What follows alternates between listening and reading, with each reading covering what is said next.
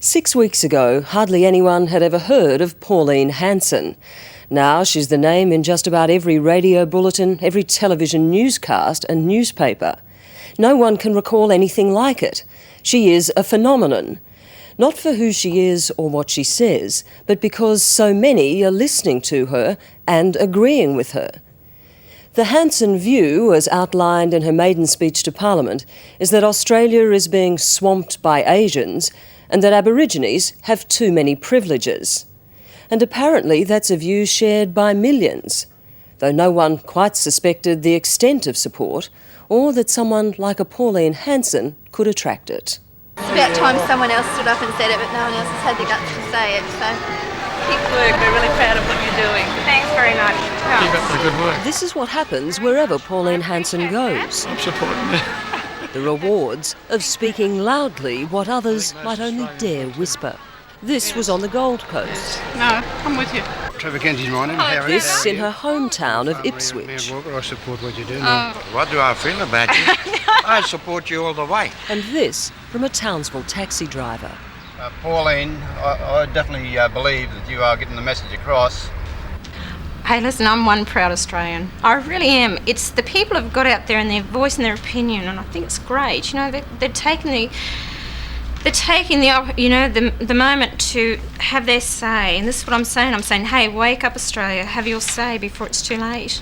How is it that Pauline Hanson has managed to tap into this? You know, one Pauline Hanson from Ipswich amongst hundreds of politicians. Look, honestly, Casey, I don't really know why. Since her now famous maiden speech, Pauline Hanson has received thousands of letters and faxes of support. Proof positive, she believes, that she's speaking for mainstream Australia. But did you expect this many people? No. Did you expect to be on the front page of the newspaper practically every day? No, I didn't. Everyone is You trying to run us down? Are you trying to run us down, Miss Hanson? But nor did Pauline Hanson quite expect this. The hate, the hurt, the labels of racist and bigot. Oh, that's the biggest laugh in Ipswich. Everyone hates you. Even in her hometown. I'm not going anywhere because this is my land and I was born here and I don't know of any other place that's home. I belong here as much as much as what you do. Now, just because you're an Aboriginal is a weak excuse. And don't use it as an excuse. Whether you think she's dead right or dead wrong, Pauline Hanson's views on Aborigines and immigration have had an unprecedented impact. The truth is she has a far wider agenda and plans to push it by endorsing like-minded candidates for Parliament. I'd like to find out just what your views are on a range of issues. Homosexuals. What's your view? Where do they fit? Homosexuals, that's their business, not mine. How do you react to the gay Mardi Gras, which is really a celebration of homosexuality? No, I don't like it. Because it's promoting something, okay, that is not natural. Welfare payments to single mothers. I look at it this way. Why should the government support single mothers with their first, second and third child? First one okay, as a mistake, but why should we keep paying for the second and third and fourth and so on? Do you believe that welfare payments encourage single mothers to have more children? Yes, it does. What should happen to repeat sex offenders? Do you have a suggestion as to what should be done? Yes?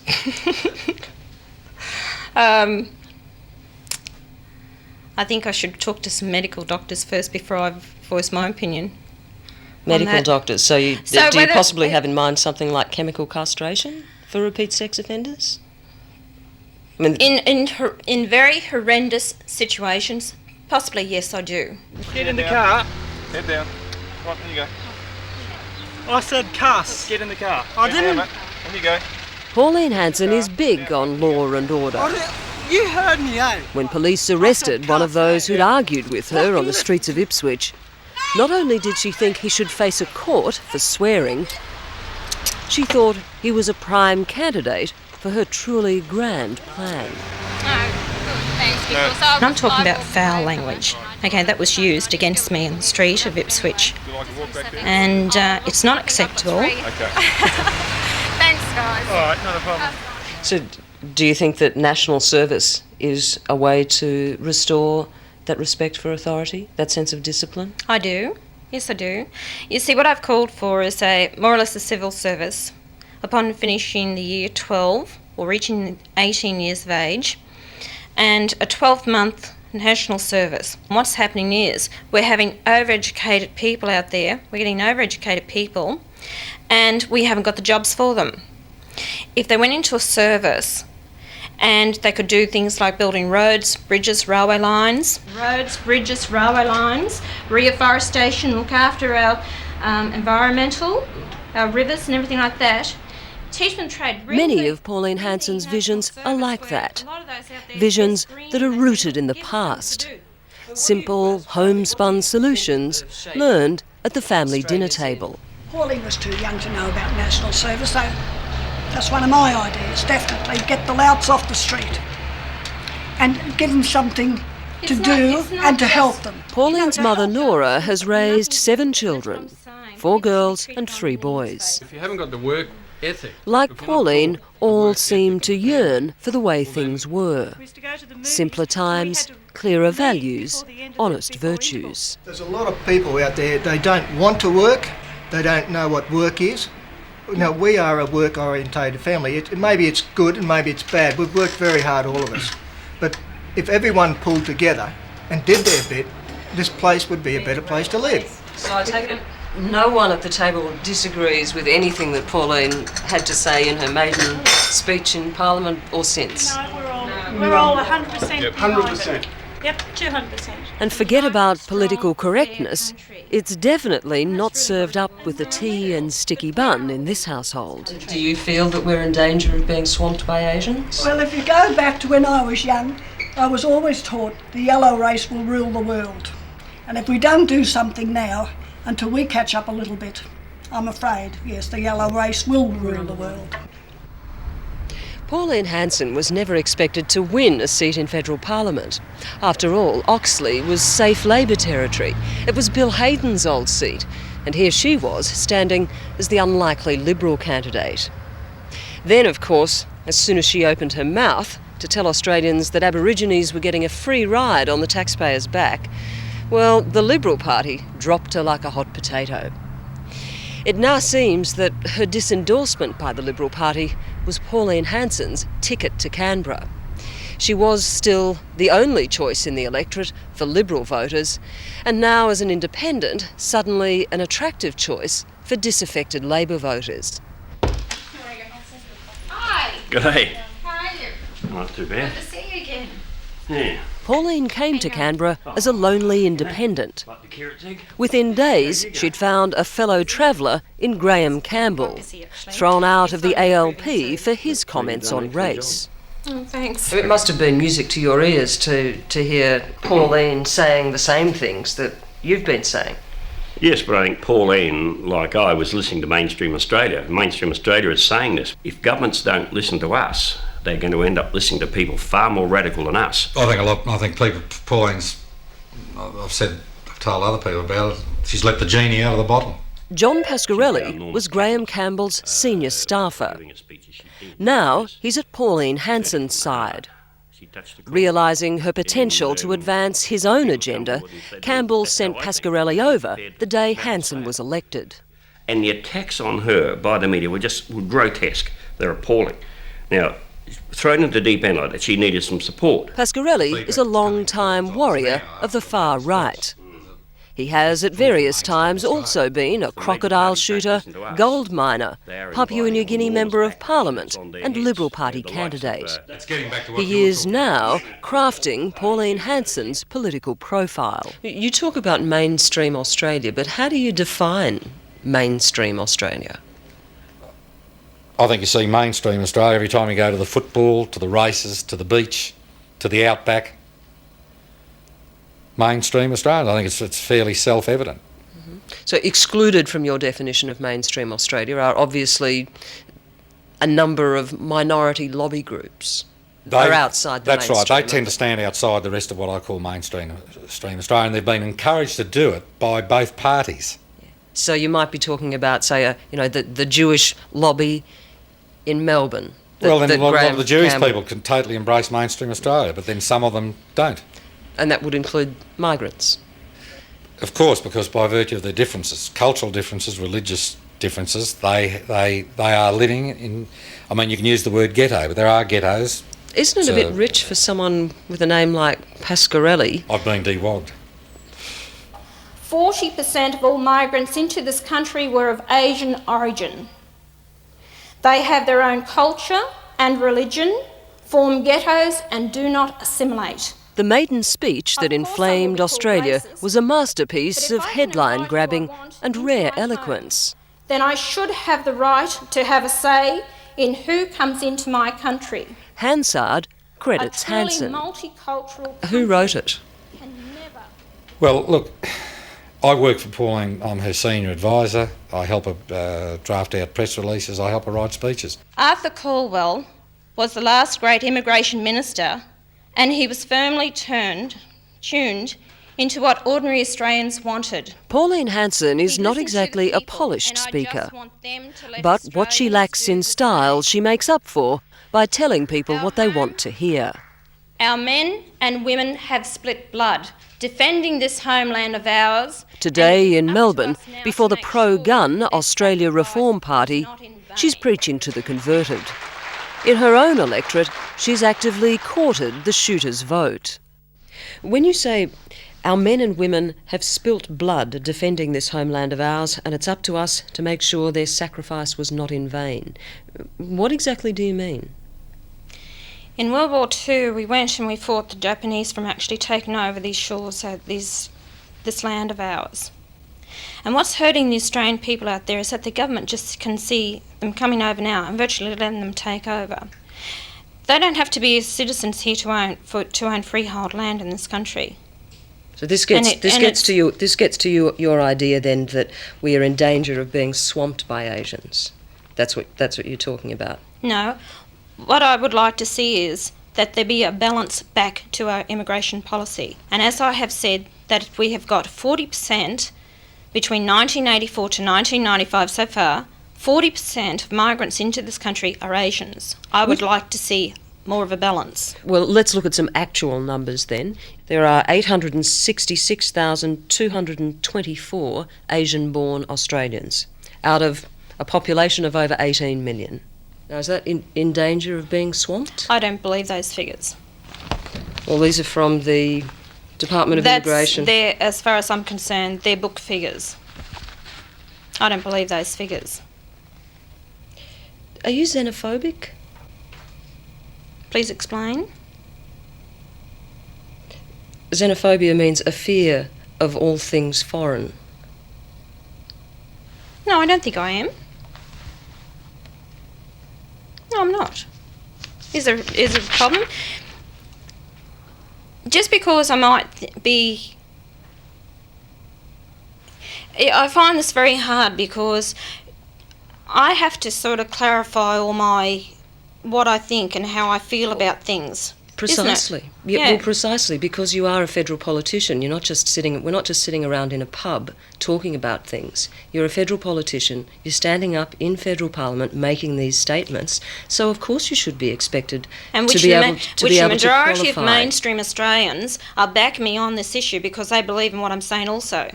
They can see it also.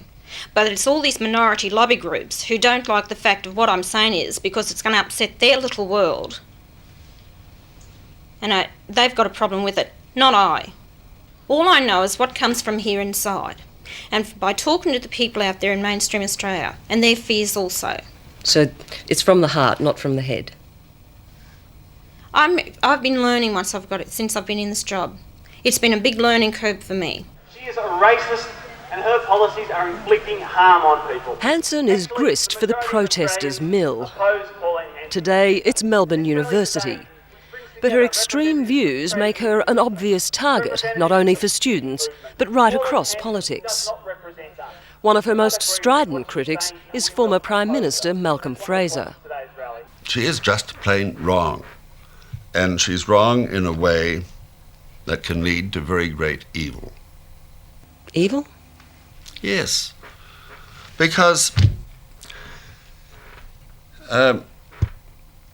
if she got to the stage of being able to influence the policies of this government, isn't it an evil outcome if Australia tries to turn itself into a racist society in the kind of world we're living in?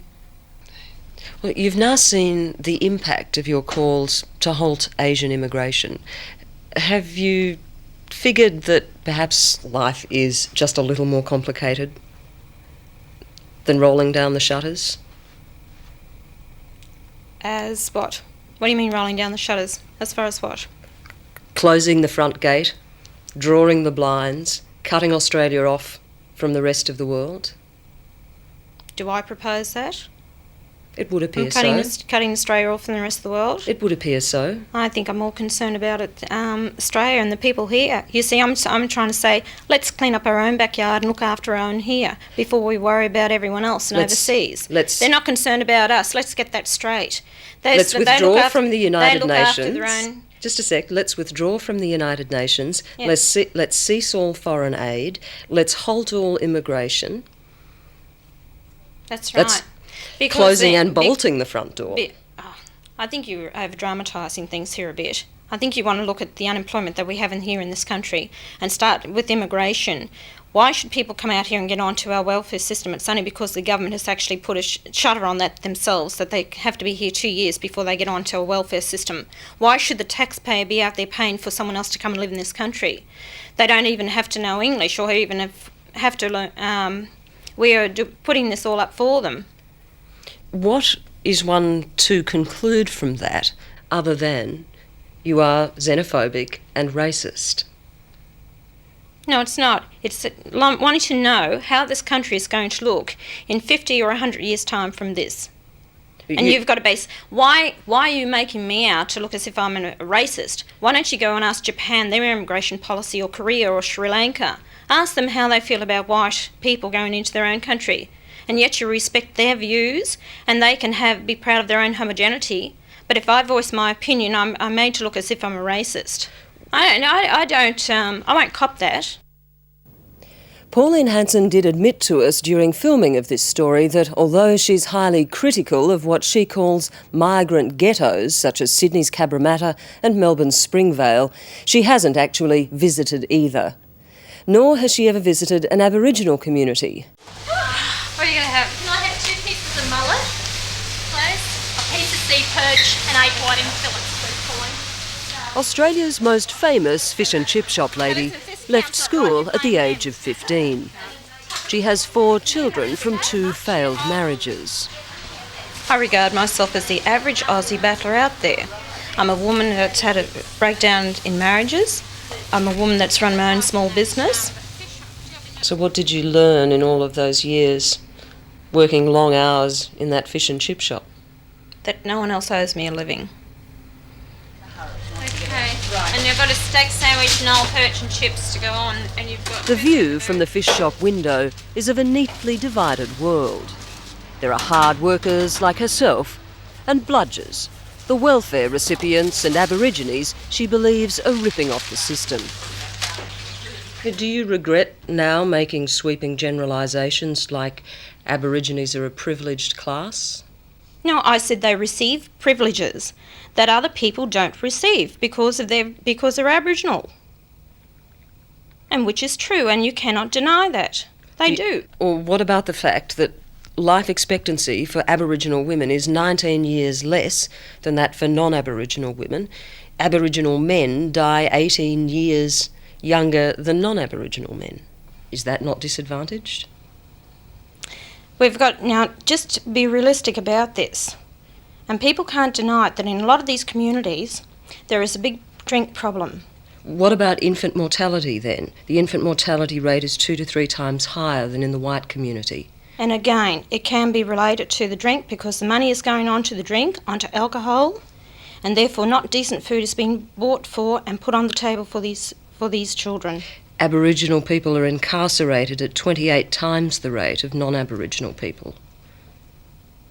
Again, we've got to look at problems with the conditions that they live in, that they want to live in. All right, so your position is that if Aborigines die younger, their babies die more often, and they're jailed more often, they've brought it on themselves. Is that right? In the ways that they want to live. She's telling a lot of bullshit. She doesn't know what she's talking about. She's a racist person who's using the privilege of Parliament to slam Asians, Aboriginal people and all good Australians. Charles Perkins has spent a lifetime trying to reconcile black and white Australia. Then along came Pauline Hanson. In the fish and chip shop, you're very good there, but not out in the public. And on the midday show last month, Perkins' frustration spilled over. Just not enough, and I invite her to come out to some of the settlements and reserves and have a look. Would you do that? Well, yes. Okay, fine. I have no problem with doing it. Beautiful. We have that.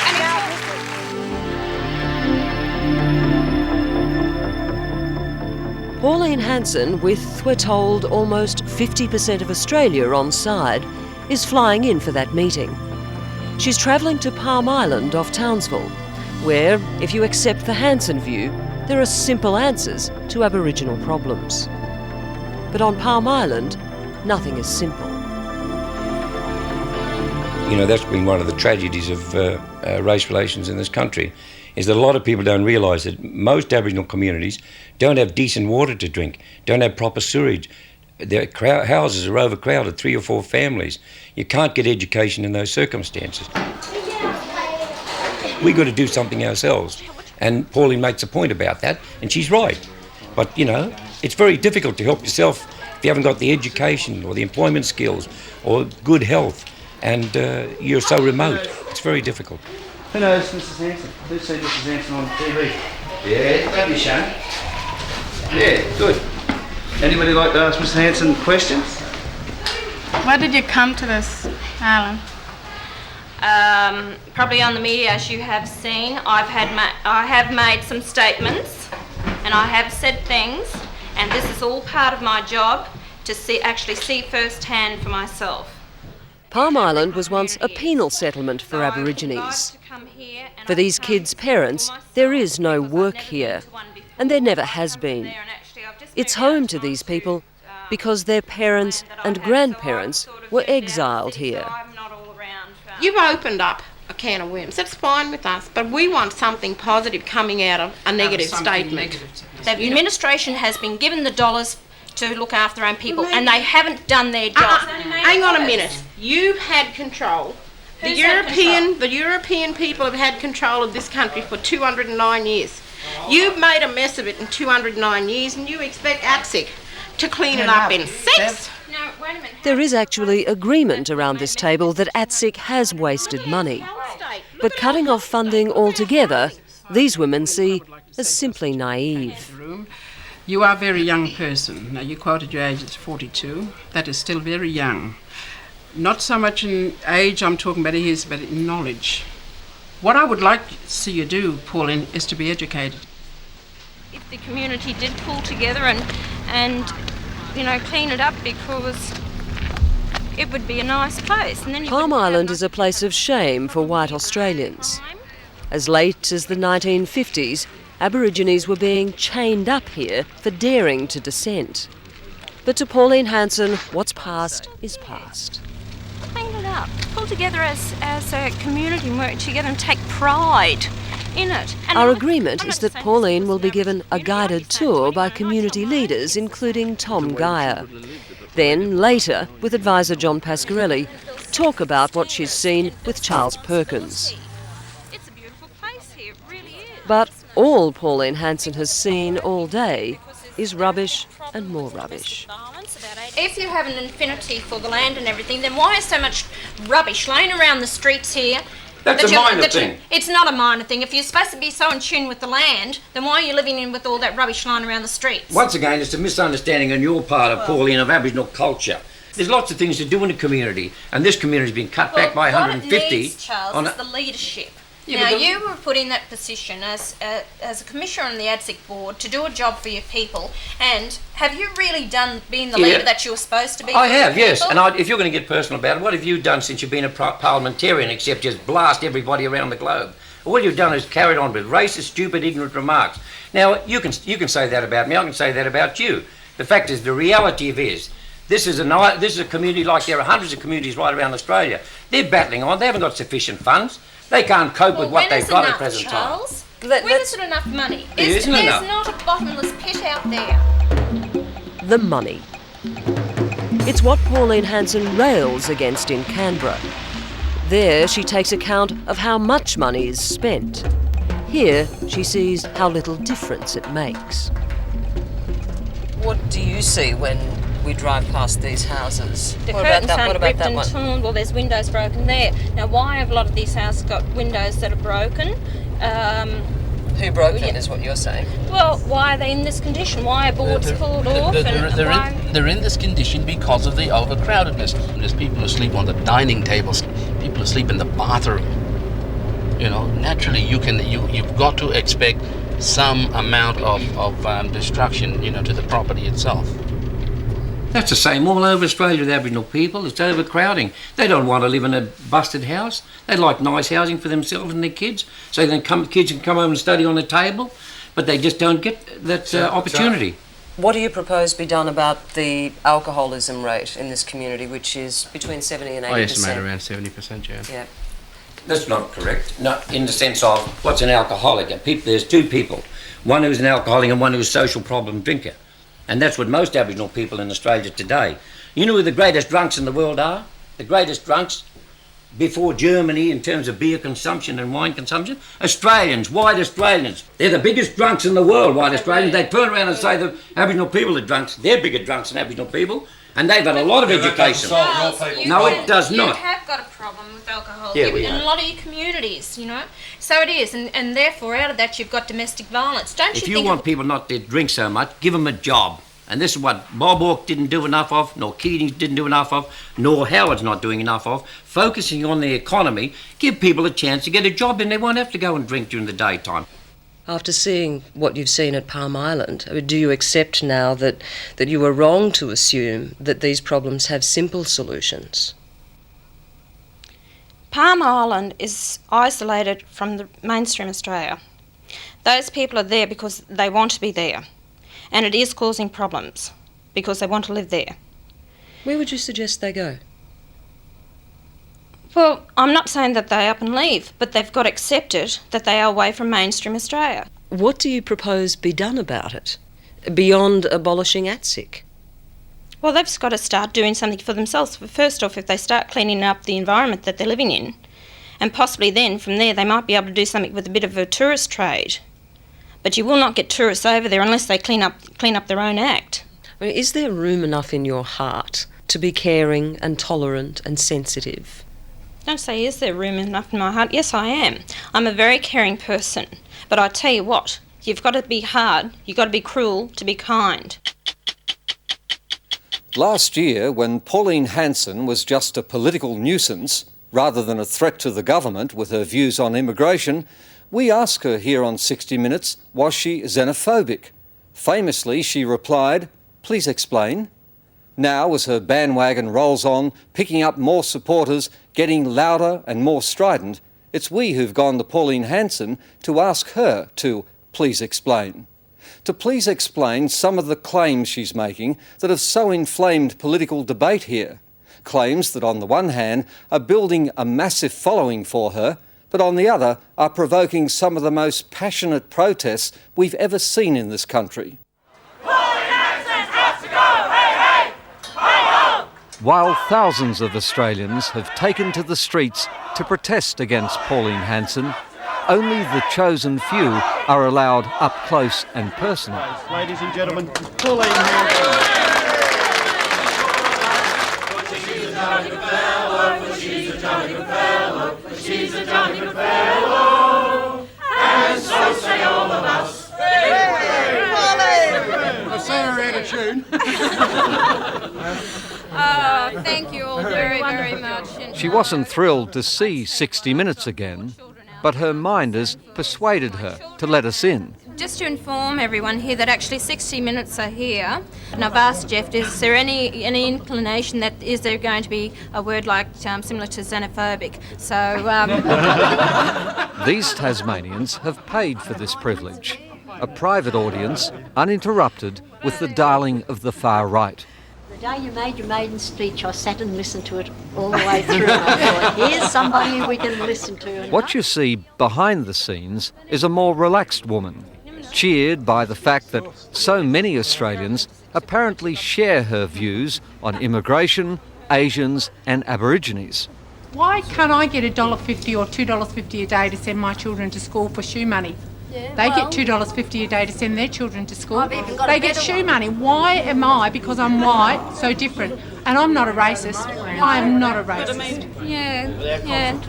But see, I don't believe Australians are racist. They're not. We are very, very tolerant. Racist bigots! The war against black people in this country has been constant for the last 200 years.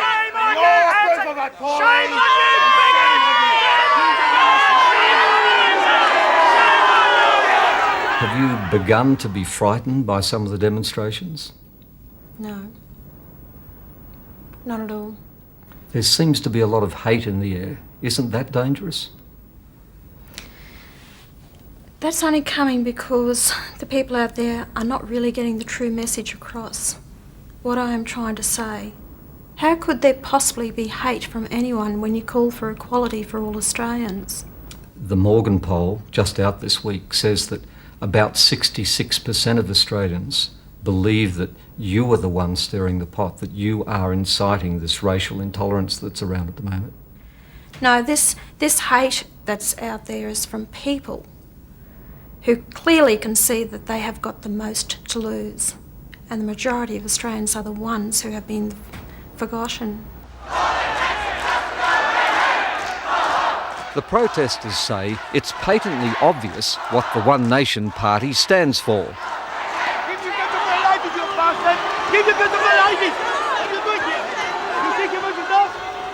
But backstage, still writing her speech, Pauline Hanson sounds absolutely convinced she's the victim of a great conspiracy to silence her and stop the One Nation Party dead in its tracks. What do you think most of them have come to hear? To hear the truth from Pauline Hanson, and not just what the media have put across. What do you think, your real message is being filtered or distorted? People believe it has been, and that's why the crowd has come to hear me personally. You're only good for fish and chips! But this audience never heard that speech. Because of the protest, the meeting was cancelled. We're pulling a pin on it, mate. Okay. Just don't say anything yet, will you? Okay, you fellas just up along the stage and stop people coming up. Watch this space, ladies and gentlemen, because in the end, good and truth always win. Thank you.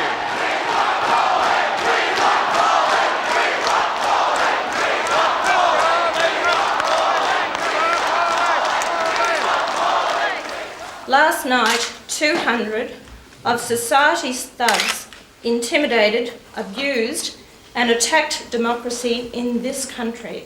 What happened in Hobart was more proof for Pauline of that great conspiracy. She talks about it all the time. If it's not the media, it's the politicians. 24 hours after Prime Minister Howard and Kim Beazley attacked me in the media, the civil disobedience they incited was perpetrated on honest, law-abiding citizens in Tasmania. Well, that is plainly stupid and ridiculous and untrue. It is a desperately dishonest thing for her to say.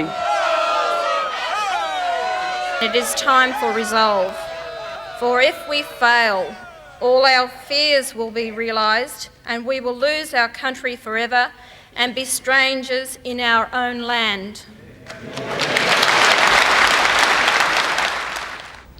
You seem to be afraid of many things. You're afraid of Asian invasion. You're afraid there might be a civil war.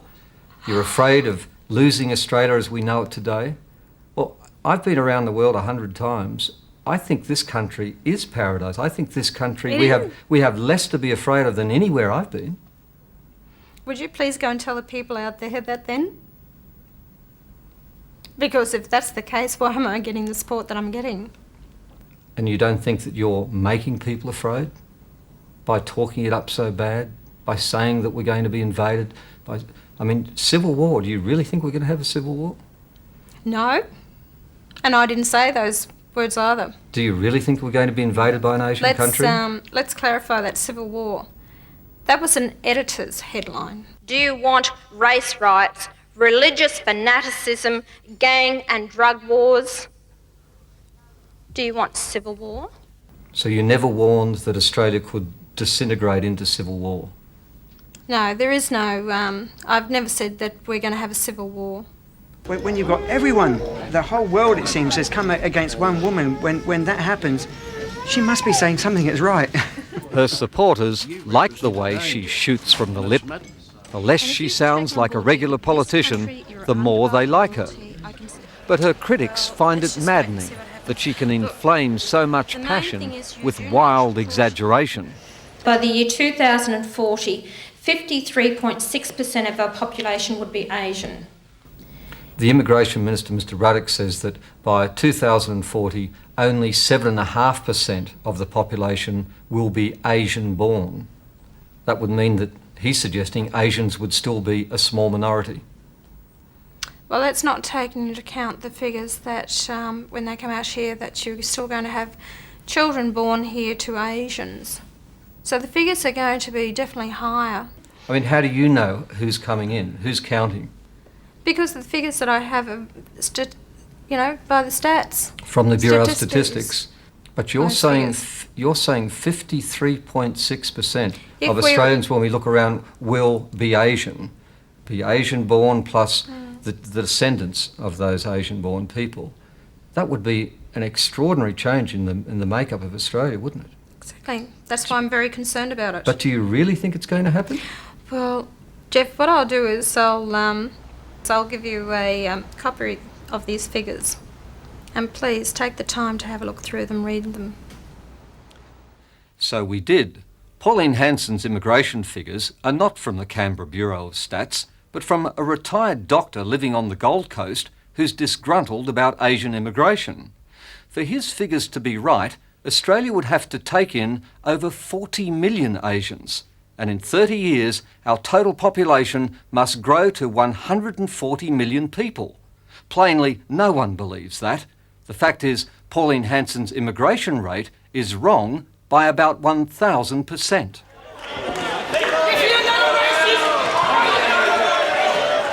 Pauline Hanson angrily denies that she's racist.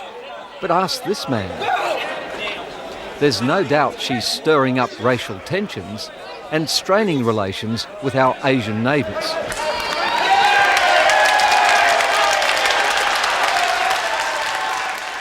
If you go on beating up on Asians, isn't there a danger that they might stop buying our products? Look, does this mean that it's bribery? That you take our Asian migrants and we'll do trade with you? What sort of country do we want? Do we want to become just a tourist country where we're turning down beds for everyone else in this country? See our kids doing that? You're saying that you don't even like the tourism? You don't like turning down beds for Asian tourists? I want to see this country proud like we used to be, with the industry and manufacturing that we used to have here. That you could pick up an item and see made in Australia. Not walk down the aisles putting groceries in your shopping trolley that are 80% foreign owned or foreign made. The struggle's been too hard and we've got to start getting this country back. Getting back our industry, our manufacturing and getting jobs back in this country for our children and our future generations. Another of Pauline Hanson's claims, winning her such support, is that all Australian manufacturing companies will soon be taken over by foreigners. What makes you think that we will have lost all of our Australian companies by the year 2005? It's statistical. It's written in the AusBuy Guide, which clearly states which are Australian-owned companies and which are not. And you believe they'll all be gone by the year 2005? It states that the Liberal and Labor parties will no longer know what to do by the year 2005 because all our major companies and resources would have been sold off. But I work for a big Australian company. Why would the Packer family want to sell a company like this one? I said most of our major companies you said and all resources. Of them. Yeah. In your speeches you've been saying that by 2005 they would all be gone. Our major companies and resources will be all sold off. Yes, that's right. Foreign investment is fine, but as long as we have control over it. But what's happening is we are losing too much of the money. It's going back overseas in share prices and dividends. But how much money do you think we're losing in dividends? Approximately around about $200 billion a year. How do you work that out? I mean, where did you get that figure from? Again, in the AusBuy Guide. Pauline Hanson's Bible on foreign investment is the AusBuy Guide, put out by the Australian-owned Companies Association as part of a Buy Australian campaign. The trouble is, the figures Miss Hanson is using to scare people are not the ones in the AusBuy Guide. She says that $200 billion a year is going overseas in dividends, but the AusBuy Guide says it's just $20 billion. The author of the AusBuy Guide, Harry Wallace, says he is certainly not a Pauline Hanson supporter. And I will tell you now, there's no puppet pulling the strings of Pauline Hanson.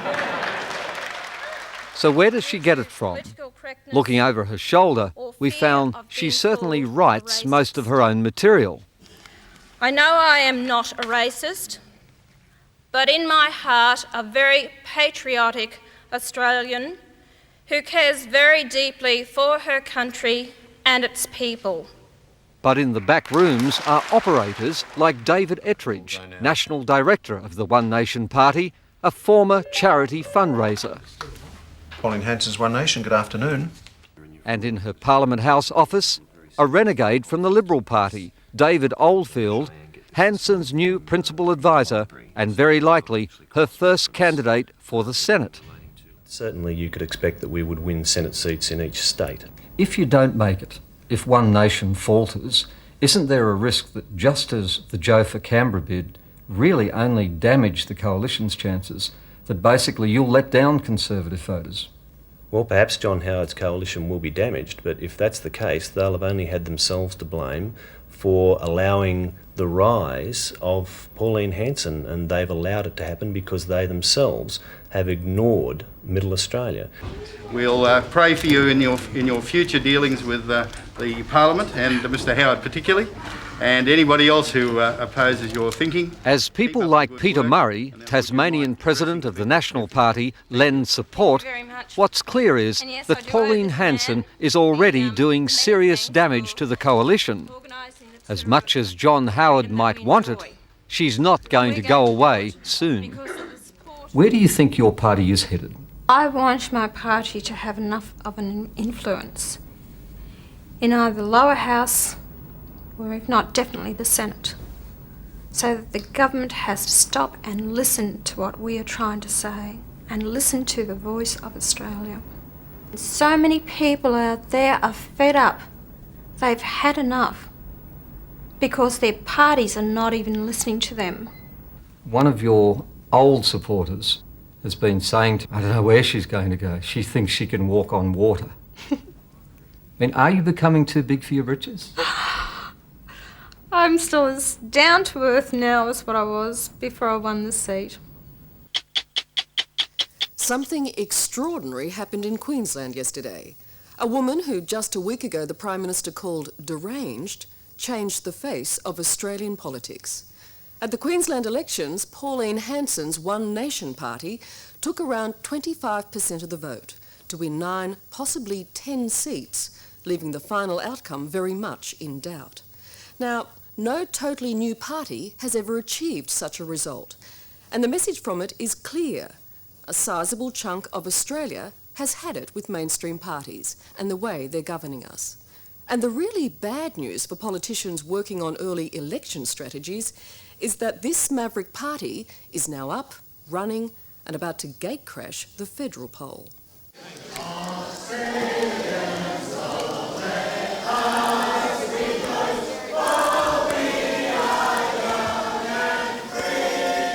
It was only 2 years ago Pauline Hanson was unknown, selling fish and chips here in Ipswich. But at midnight, she came back to town as the conquering hero.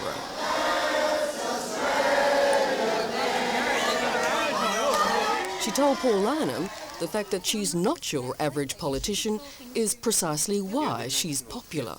Do you think they're fed up with politicians generally, poly-speak and non-core promises and all that sort of thing? That's all part of it. Yes, it is. You see, they don't trust politicians, and Why should they trust you? Why are you different? Well, I think you should go and ask the people of Queensland. Why do they look at me as being different? Look, Paul, I've never claimed to be a polished politician. By no means. I speak from the heart. I tell people straight how I see it, and I try to be honest. And you know, the main thing is, I love this country, and I really care very much for the Australian people out there. But they've been kicked in the guts for far too long, and I'm going to stand up and I'm going to be the voice for them. You almost make an asset out of the fact that you're not a real Polly. You're someone who's sort of wandered into this a bit by accident. I didn't wander into it by accident at all. It was something. Look, I chose to get into politics because I was concerned at the direction this country was headed in. If I can achieve anything, and I feel I have, just to wake Australians up to the fact of don't be so apathetic about your future and the future of this country, I've achieved something, Paul, more than what I ever dreamt of. Probably won't be in the new It's going to be a long winter of discontent for federal politicians. Many sounded that warning last night, including former Liberal Minister Sir James Killen. This is absolute nonsense to think that it pulls up at the border at Coolangatta. No, this is right throughout Australia. It has, in my view, vast implications for the federal government. And I guess it's a lesson for everyone that we have got to conduct ourselves respectfully. Like Sir Joe before her, Pauline Hanson has hit on a dissatisfied electorate. Joe, thank you very much for that. I really do appreciate it. The difference is that where Joe failed south of the border, Pauline's support appears to be nationwide. A few quick issues that are in the arena at the moment. The Australian dollar. I mean, what would one nation do to defend the dollar? Well, it was a shame that the dollar was actually floated, and that's why we're in such problems that we are now. I don't know a tremendous lot about it to actually talk on these issues now, but I believe that Australia is going to be in serious problems a little bit further down the track with the crash of the Aussie dollar. And this is why I'd like to see us sort of regroup all our energies here in Australia to actually look after us with industry manufacturing and not put so much into the hands of other foreigners. So you'd want to put up tariffs? Well, I've always said that you must protect your own product here in Australia. And unemployment, how would you tackle that? Well, if I start telling you all my how I intend to do it, well, I'm releasing my policies, and I don't intend to release my policies with it. But what I have said, as part of our Queensland policy on the apprenticeship scheme, is we're going to allow 1,000 apprenticeships in Queensland for 15 and 16-year-olds. So they're eventually, in the long run, we're going to have our own homegrown tradesmen and women of Australia and not bring the migrants from overseas to fill these positions. And tax reform, you're against a GST? Yes, I am. I don't think it's in the best interest of Australia. And in Queensland, you think the state should withdraw from the National Firearms Control Scheme? I'm not sure about that one, Paul. You do want to see some of these military-style weapons back in use in Queensland?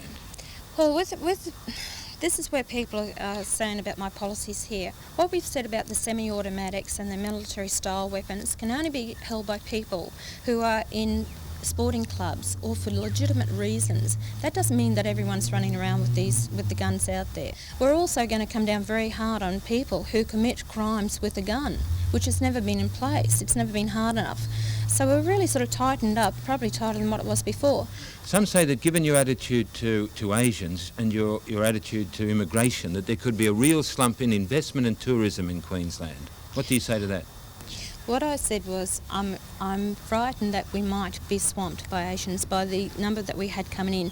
All I've asked for is a balance restored to the number of Asians coming into Australia. But what Australia? Because you said a few days back, what the hell's wrong with going back to the 50s and 60s? Oh no, I'll always say that too. But the trouble is most of the rest of the world's in 1998. No.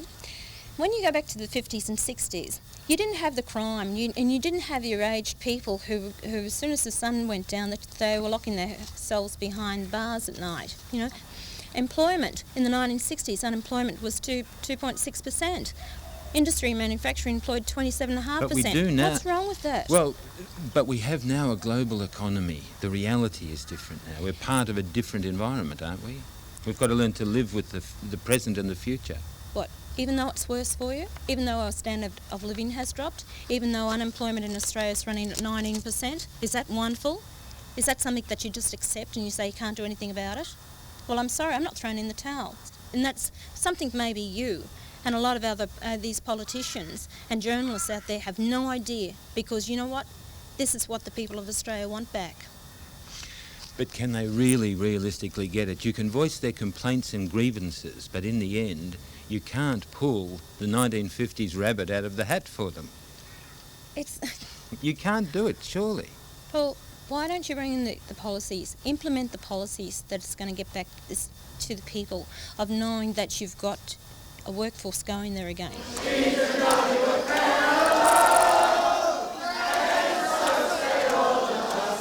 Pauline Hanson says she doesn't want to be Prime Minister, but there were plenty there last night who thought she should be.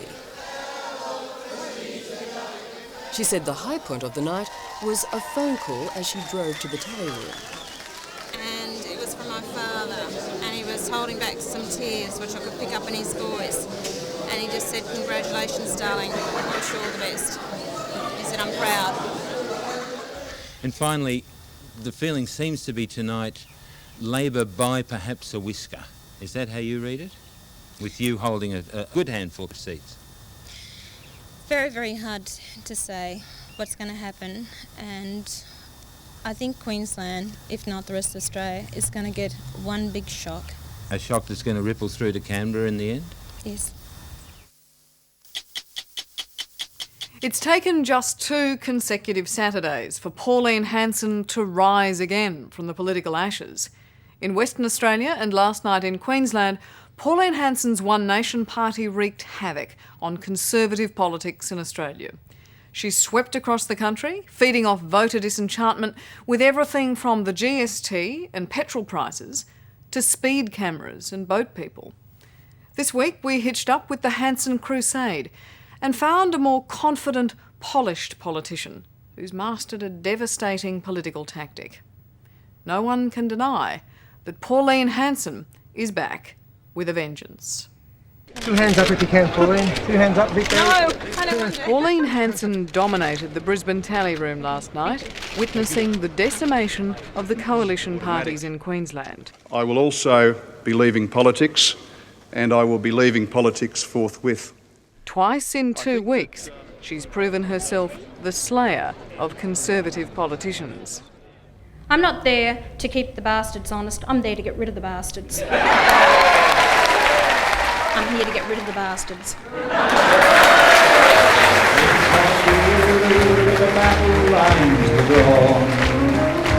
In Vietnam, a different war was born, marching, calling. This past week, One Nation supporters have been filling halls in the urban fringes and small towns of southeast Queensland, cheering the return of Pauline Hanson. Marching, calling, we're so glad that you're here on the wall. As here's Pauline Hanson. It's an incredible re-emergence for the woman who only 4 weeks ago was dismissed as a political has-been. There was a point, though, where you gave up, wasn't there? Felt disillusioned. You Yes. threw in the towel. Didn't you throw in the towel? Just for a minute or two? I felt terribly disillusioned, yes, of actually wanting to walk away from the whole lot. What brought you to that point? Probably sheer frustration with everything, like everyone. And my supporters then rallied around, and I've said, okay, so you keep going.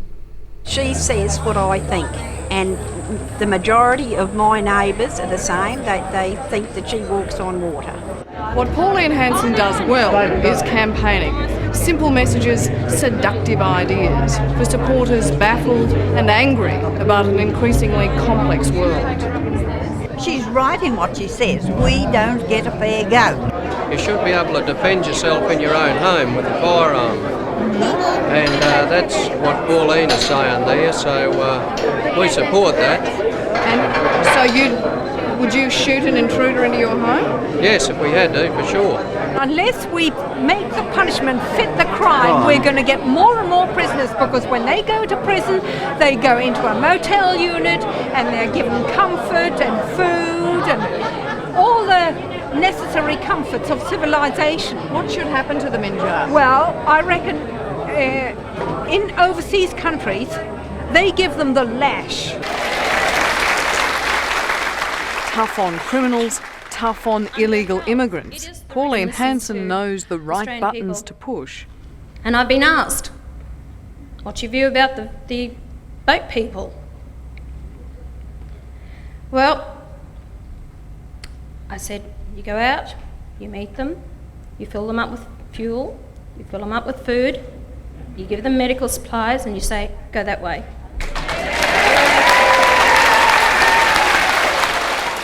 You'd send them off? Yes. These people are paying fishing boats from Indonesia for their passage out here. These people are not fearing for their lives. These people are queue jumpers. These people are tourists searching for wherever they wish to go to at the taxpayers' expense of Australia.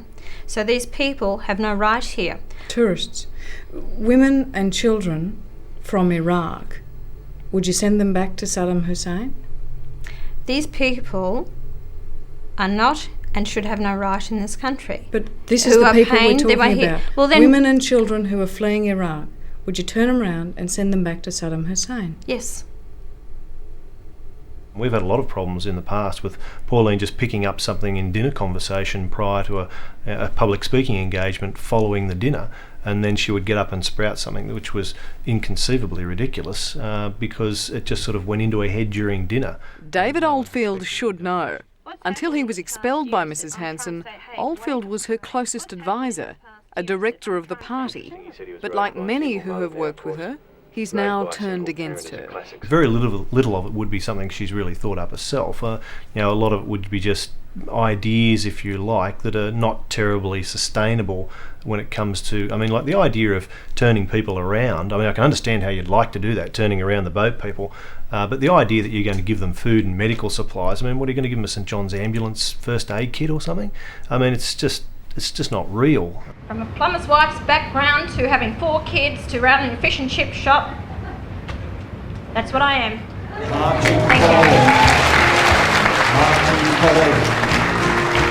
It's so proud to see you march some more. She says she's still not a polished politician, but she can hold a crowd spellbound. Here we have Gough Whitlam, right, who's costing us more now than what he did when he was Prime Minister, and he's a total reject.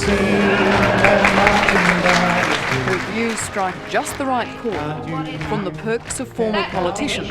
And I would cut the former Prime Ministers off at the knees and they wouldn't get 1 red cent out of the taxpayer. To the unfairness of speed cameras, which have become unfair revenue collectors. As here's Pauline Hanson. Now, at the moment, our national road toll is a catastrophe. But you got a big round of applause back there when you said get rid of the speed cameras so that when you're speeding in your car you won't get a big dirty fine. I didn't say get rid of them. You got prioritise it with speed cameras. You said reduce the number of speed cameras. Exactly. Reduce, not get rid of. What is the problem with speed cameras? You ask the Australian people out there, it's a revenue raiser, and you want to have a listen to a lot of Australians out there, how they feel about it. It's a quick round of applause for you. It's irresponsible. No, it's not irresponsible. Actually, we have a policy of compulsory defensive driving course for first-time licence holders. If you don't speed, you won't get caught by the speed camera. But Pauline Hanson stands for less speeding fines. I mean, how can you stand up for that? How can you? You're not interested in listening to our policy. You're not interested in listening to the people of Australia, are you? If you don't speed, there'll be no revenue to raise. And if you don't speed, less Australians will die on the roads. That's what they tell us. I mean this quite sincerely. You actually bring in a compulsory defensive driving course so people know how to drive on our roads, and you teach them from the beginning, our youth, and you teach them how to handle a car. Well, then it won't matter how many speeding cameras there are out there, will it? You do not specifically set up speed cameras specifically as revenue raisers, ripping off the Australian people out there. Some of the things that Pauline has been credited as saying over the years that have not made terribly much sense or been easily torn apart, they're usually things that have been popped in her head by somebody she's spoken to 15 minutes beforehand. You got a good response earlier about lowering the educational requirements for entry into the police force. Yes. Now, the rest of the world is accepting at this point in time that in fact we need to have smarter police to deal with increasingly sophisticated criminals. Why would you do the opposite? Because you give everyone the opportunity to be able to join the police force. By putting too high standards of education on some people, we are keeping good people out of the police force who would make very good streetwise police officers. So, dumber cops. Yeah. That is a very denigrating remark, especially if you have a look back over the years of people who have actually joined the police force over the years who didn't have their university degrees and have made fantastic policemen and policewomen in this country. But if the standard's here now and you want to reduce the standard, Pauline Hanson's for dumber cops. Is a complete put down to the Australian people. That's an insult. It really is. Whether it's populist ideas or common sense policies or trying to get a fair go for all Australians or Queenslanders, I'll continue to fight for it. And I've seen the change in our governments who are now bending at the knees because they realise that if they don't start listening to the Australian people, they won't be there. She's usually best when she's a combination of angry with what's going on but happy about her success. If you combine those two things, then she's usually able to come across quite competently. But as soon as things sort of start to go wrong, she's likely to be a quivering wreck who's just going to make mistake after mistake. I think she thought she was the answer to everything, and she was the, dare I say, the sole reason for everyone else living. And you know Bill Feldman? Yes, of course I do know. You'll need the headphones too. Her biggest failure came after her greatest triumph. Bill Feldman was one of 11 One Nation MPs elected at the last Queensland election. The going got a bit tough, and they got going, that's all I have to say. But within months, the party was deregistered, the fraud squad was investigating, and Feldman and his colleagues had deserted Pauline Hanson, her party, and her leadership style. It's my way or no way. And that is the sign of a dictator. The structure of the party was autocratic. That brought about its deregistration in this state. And when the party was deregistered up here, we were left absolutely floundering. What was Pauline Hanson's response to your dilemma? Basically, it'll be all right. Don't worry about it. Even those who say she can't manage One Nation say she's hit on a lethal way of targeting the other political parties. It's a devastating tactic. In Western Australia, she directed One Nation preferences against sitting members who put her at the bottom of their ticket. But on those percentages, well then I would pick up a seat in the Senate. It's vindictive, but brilliant, and causes political havoc. Pauline Hanson's come back with a ripper with this put the sitting member last, and she's doing it for self-survival. She said, if they're going out to get me, I'm going down with all guns blazing. And great line, great line. Why is it that Miss Hanson sacked you? Oh, look, I'll be talking about that later. Pauline Hanson once sacked John Pasquarelli. Have you made threats towards her at all, Mr. Pasquarelli? Well, I mean, I'm saying it's bizarre and it's also very sad. But now her former advisor is back in the inner circle, applauding vengeance as a political tactic. Pauline Hanson has suddenly decided that she's going to change the way politics are played in Australia. Now the big boys are going to have to cop it. Put the sitting member last. It's diabolical. Well, Pauline's preference policy, of course, is related to putting the sitting member last, regardless of that person's political persuasion or philosophical background, and that, of course, creates what is essentially electoral anarchy. You've described it as the politics of vengeance. It is, yeah, it is. It has a great basis in revenge. That's what it is. And I mean, Pauline is very comfortable in a state of anger. Your policies, your preferences policies are based on revenge. You don't care, sane, insane, corrupt, honest, whether they agree with your policies or not. You say, unless you preference me, I won't preference you. Now, where's the morality in that? You tell me how you do it when you've got all the major parties and everyone preference you last. Well, you tell me how you do it. You do it on your principles. You decide what your principles are. I think I better stick with the political side of this instead of, and not you, as far as strategy and how to make sure that your party is still around in the long run to actually you can get a foot in the door. Why don't you go through and decide whose policies you prefer? Isn't that your responsibility? It is now, well and truly, time to cut this interview because I have got a speaking engagement to go to tonight. Mrs. Hanson, the bottom line here is you do what's best for Pauline Hanson. Not what's best for Australia. Cheers. But if Pauline Hanson won't call a spade, her advisor John Pasquarelli will call it a bloody shovel.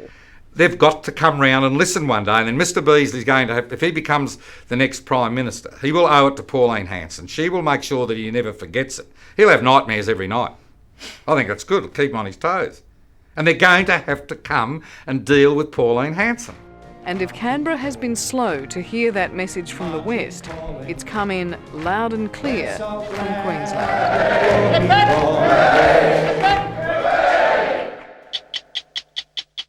Pauline Hanson, and a most remarkable interview.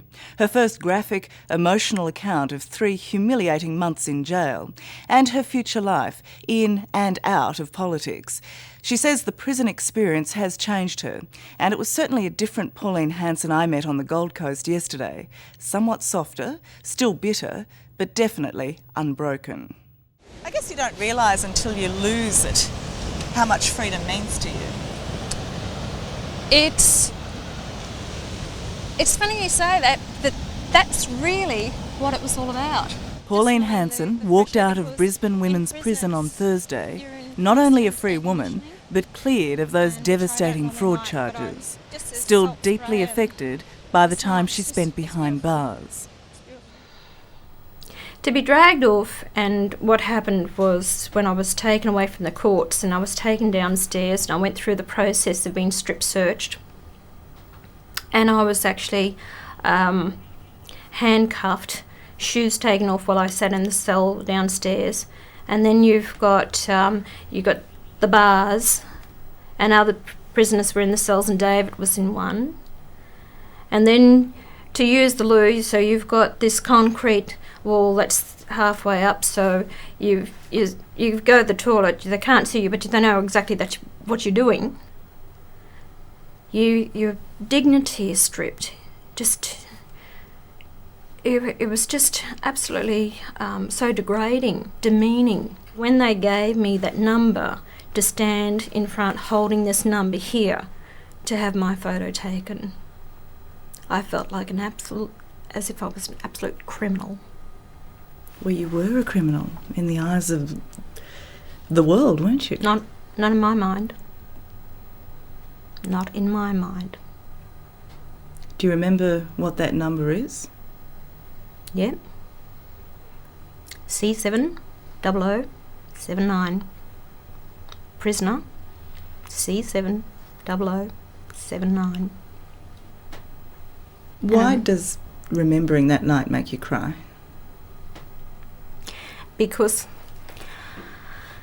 Probably because my family didn't know what was happening to me.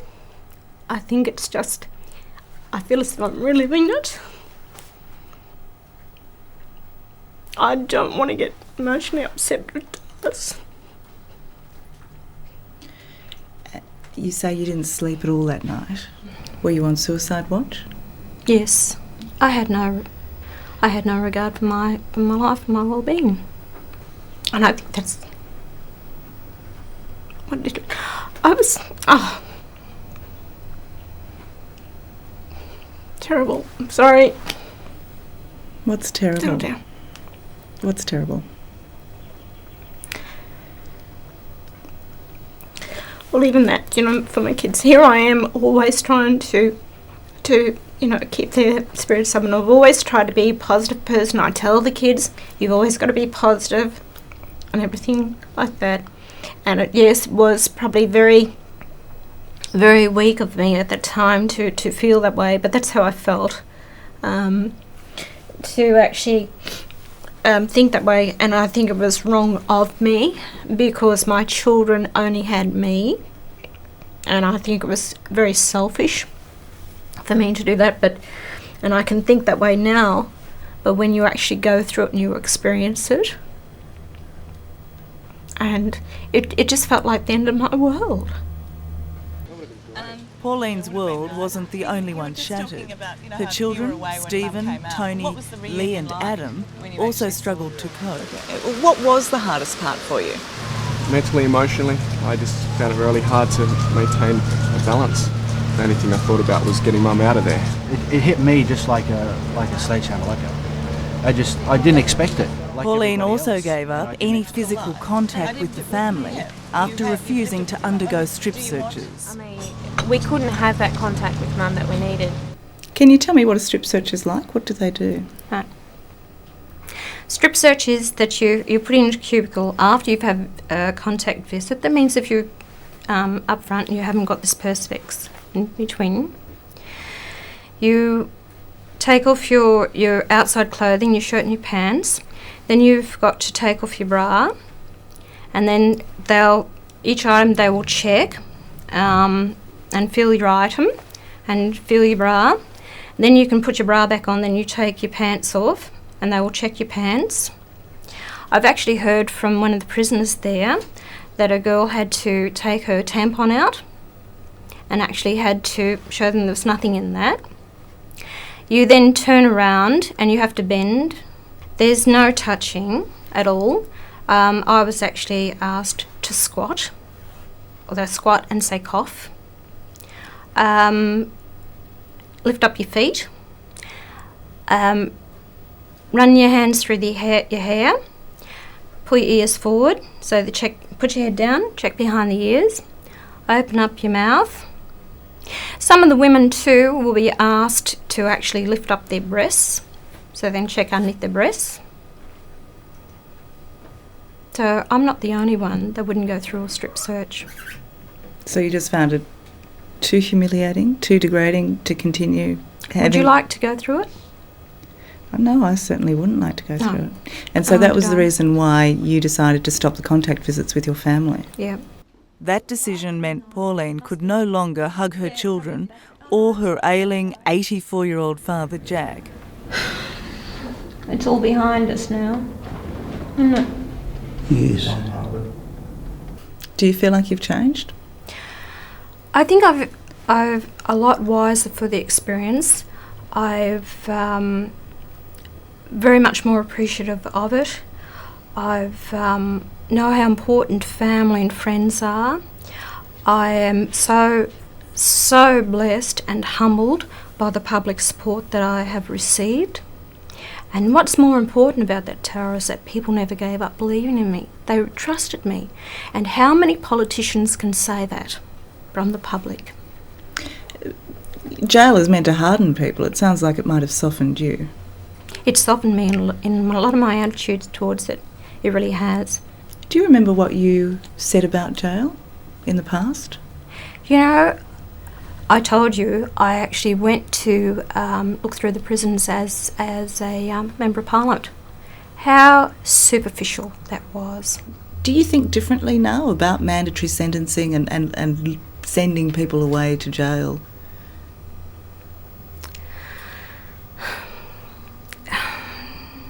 Yes, I have. I've totally different when you make your comments and you're on one side, but when you're on the other side of those bars and you're on the rules and regulations and guidelines of what it's all about and your rights, and you really, you've got to, you really got to get sort of harp and fight for your rights, you know, what you sort of want done.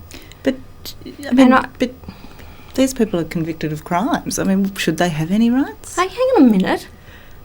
Don't tar everyone with the same brush, as I said. And that's what you used to do, right? I should not have been there. Correct. And Tara, I'm the first one to admit when I'm wrong. I didn't. I had this attitude, well, that's prison. The system's found them guilty, so they must be guilty. Hey, I've had a system fail me. Right? I've been there. I just wonder how it would shape your policies in future if you ever got back into politics. Based on my life's experiences. You can only... But how your policies may be different now after spending time in jail. Would they be any different, do you think? I think I'd have a different opinion. Yes, I would. So why don't you do anything about it? Why don't you get back into politics and do something about it? Tara, I've it's been cripes. I'm even losing track. 7.5 years of vilification, hounding. You know, just about. I could have been financially ruined. Just everything. The stress, the strain on my family to find myself, you know, in prison. And you're saying, why don't I go back into it? So are you ruling it out, or are you thinking of coming back on your own terms? I'm not even... Tara, let me make it quite clear. I am not thinking about it. I'm taking a day at a time. I'm going to spend this time with my family. I'm going to have a good look at Pauline Hanson. I'm asking now, what do I want? You see, I don't owe anyone anything. Pauline says dirty politics put her in prison. Amongst others, she blames Federal Health Minister Tony Abbott for her downfall. Why do you think the case was brought against you? Tony Abbott said. He said he set up the slush fund. He said we had to stop One Nation. You don't like this man? Heaven help this country if Tony Abbott is ever in control of it. I detest the man. So this was all about a political conspiracy? A political ploy. It definitely was a witch hunt. You see, it was all designed to financially break the party, break my spirit. The DPP said today it acted dispassionately and objectively on the evidence. Are you saying that the court was in fact motivated by politics? What I'm saying is, I think there was an agenda here against me. Why would the DPP be politically motivated to get you? Maybe you should ask them. But do you have an opinion on that? No, I don't. I don't. Would now not be the best time for you to get back into politics, to capitalise on the public support you've had? This almost obligation, I guess some people must feel to vote for you now. Tara, do you know, if I was to get back into Parliament, I'd hope to God it wasn't on a sympathy vote. I don't want anyone's sympathy. I want people to look at me and say, she's the best person for the job. She's the one who's actually going to fight for us, and she's the one that we believe in enough to get in there and represent us. The incredible rise and fall and rise again of Pauline Hanson. From fishmonger to politician to pariah, and now perhaps even martyr. Ever since she emerged from Ipswich, Pauline's made a career of crusading for the underdog. Now she says that crusade is personal. Surely they owe me an answer as well. You know, they've destroyed my life. They've destroyed my career, my future, you know. My family have been absolutely devastated. My children, what it's done to them, it's just... They will never know. And I'm supposed to just forget about this? Has it destroyed you? Is that how you're feeling today?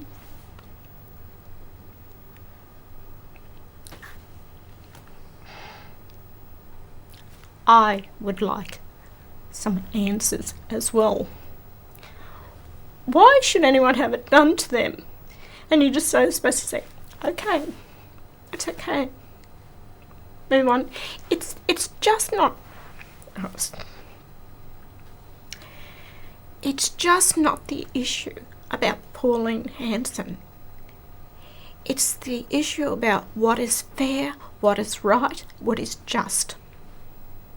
It may be Pauline Hanson today, but who is it tomorrow? Do you know what I'm saying?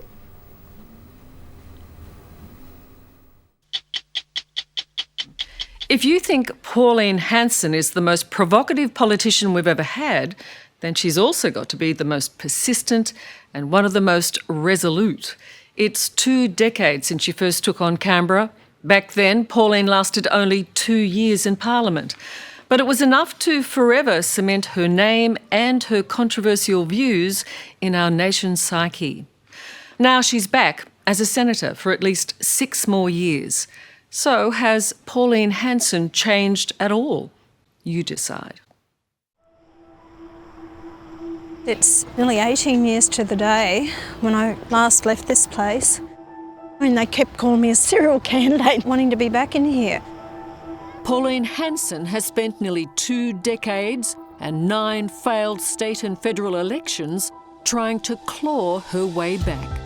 And now that she's here, it's a little overwhelming. You're a bit emotional. I am, yeah. I can feel it.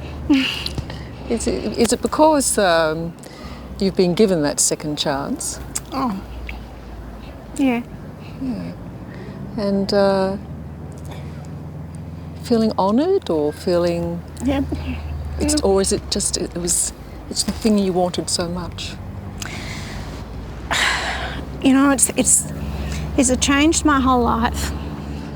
Australia lives in that building, doesn't it? It's the... Senator Hanson will be spending a lot of time here in Canberra over the next 6 years. Come on in, Liz. This is it. Oh, this is pretty impressive, actually. Look at that. This is her Parliament House office. This is your homework. Yep, all my homework. And already there's a lot to do. I reckon you should take a little sit in your chair. It's, yeah.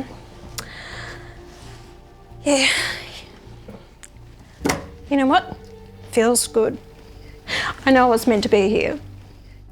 What will success represent for you? I think for the pure fact that I was voted in, you know, to me that is success. What would you consider failure then after 6 years?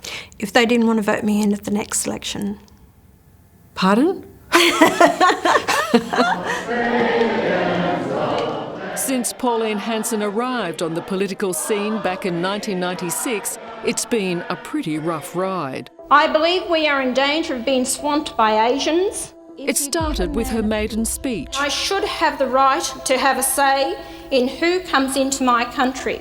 And never stopped. I do not want Australia to become Asianised. Do you want race riots, religious fanaticism, gang and drug wars? Although some of her suggestions proved to be not too far off the mark. I've been asked, what's your view about the boat people? I said, you go out, you meet them, you fill them up with fuel, you fill them up with food, you give them medical supplies and you say, go that way. Oh, that's the biggest laugh in Ipswich. No, Everyone hates you. Pauline Hanson was polarising. And Australia had never seen anything like it. We will lose our country forever and be strangers in our own land.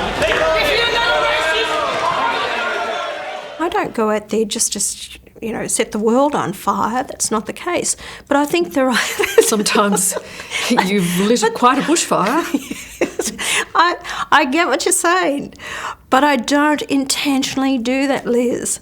It's just the way that it comes out sometimes, and people say, shock horror. Well, have there been times that you've regretted something you've said? Well, I suppose if I hadn't have said swamped by Asians in my maiden speech, it might have been different, because it wasn't meant to offend the Asians that are here, or people who have come here for a new way of life. Pauline Hanson is now 62. Home for the past 25 years is a farm just outside of Ipswich in southeast Queensland. Great to see you. This is your paradise. Hers is a quintessential Australian backyard. You have a trick that makes her feel very happy. That's what I do. And I find that sort of tells you if there. See, lemons going everywhere. You know what? You've always been shaking the tree. I'll have to teach you how to make lemon butter. I was hoping for a gin and tonic, but yeah. It's a beautiful spot. I love the country. I'm not a city girl. When I'm out in the public, it's very full on for me because I'm so recognisable. And never thought of changing the colour of your hair. they talk about me, Liz, if I ever did that. She was born Pauline Seacombe, one of 7 children in a household where her late mum Nora had some old school views. I was always taught the yellow race will rule the world, and if we don't do something now until we catch up a little bit, I'm afraid, yes, the yellow race will rule the world. And Pauline barely had time to dream. What did you think you would do in life? I had no idea. My childhood went that quick, and I was married at 16, had my first child at 17. So I always thought I would have liked to have been a police officer, and but that wasn't the case because I read about modelling. I always thought about that as well. What are you going to have? Can I have 2 pieces of mullet? Instead, Pauline worked her own fish and chip shop. And you've got a steak sandwich, Noel perch and chips to go on.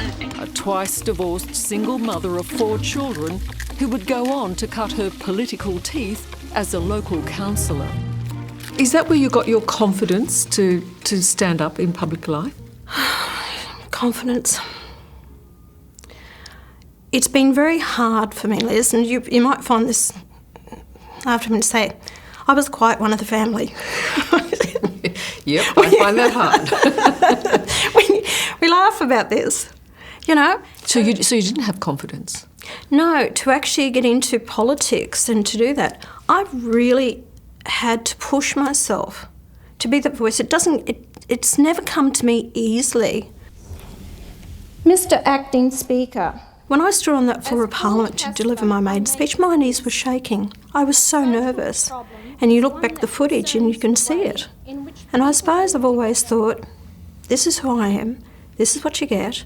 And people say, oh, well, can you say it differently? But do you understand what people are wanting you to do?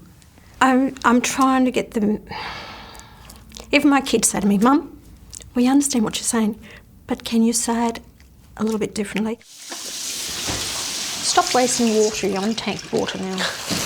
Pauline's children are strong supporters of their mother. Careful, I'm on tank water. I don't want to waste it. Although daughter Lee says her mother's political ambitions have provided them with plenty of comical material. When your mum said, I'm going to stand for election, did you think, oh no, or...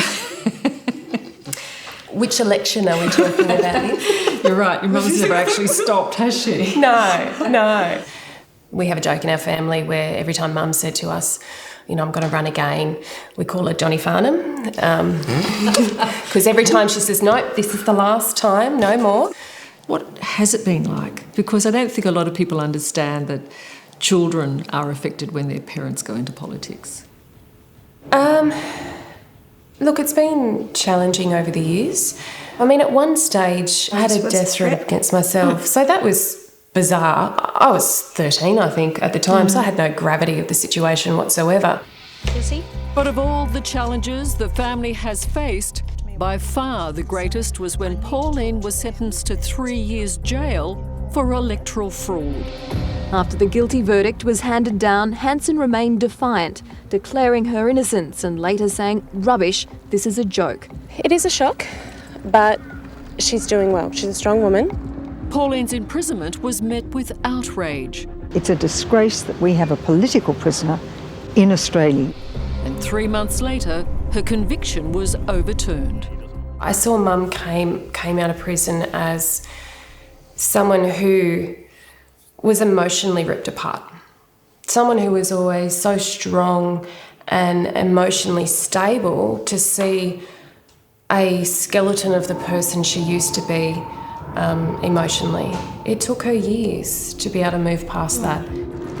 Pauline believed her imprisonment was political and cited Tony Abbott for helping fund the legal case against her. I thought it was in Australia's national interest that the Pauline Hanson political juggernaut be stopped. Heaven help this country if Tony Abbott is ever in control of it. I detest the man. Tony Abbott, have you thought about what you're going to say to him? You'll run into him. No problems about that.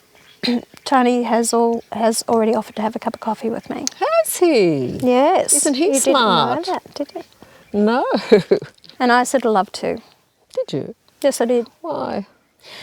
Liz, This is a man you detested. Liz, you can't live on hate. Don't forget, I'm like a bloody old elephant, and I don't forget. But the whole fact is, he has a job to do, I have a job to do. I'm not a vindictive person. I'm there to do work for the people. So you've forgiven him? I said I'm like a bloody old elephant.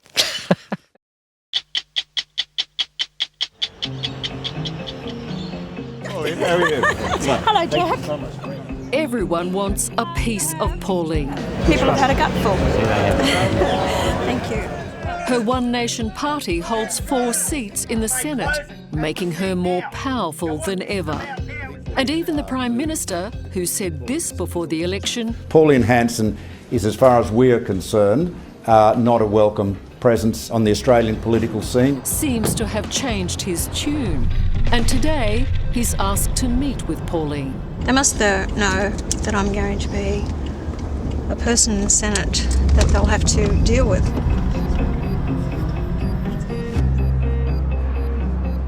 And an hour later... Well, how did that go? Very good. Very, very pleased with it. He was very gracious and spoke to me about... Well, I did most of the talking. Did he apologise? No, and I didn't ask for one either. Does that mean you like him? Do I like him? Yeah. I respect him. It's a dream come true. Pauline Hanson has long wanted to be heard, and now with her voting bloc of senators, she has the opportunity to influence major policy and decision-making. If you had one message for the people of Australia, now that you are in Parliament, what would it be?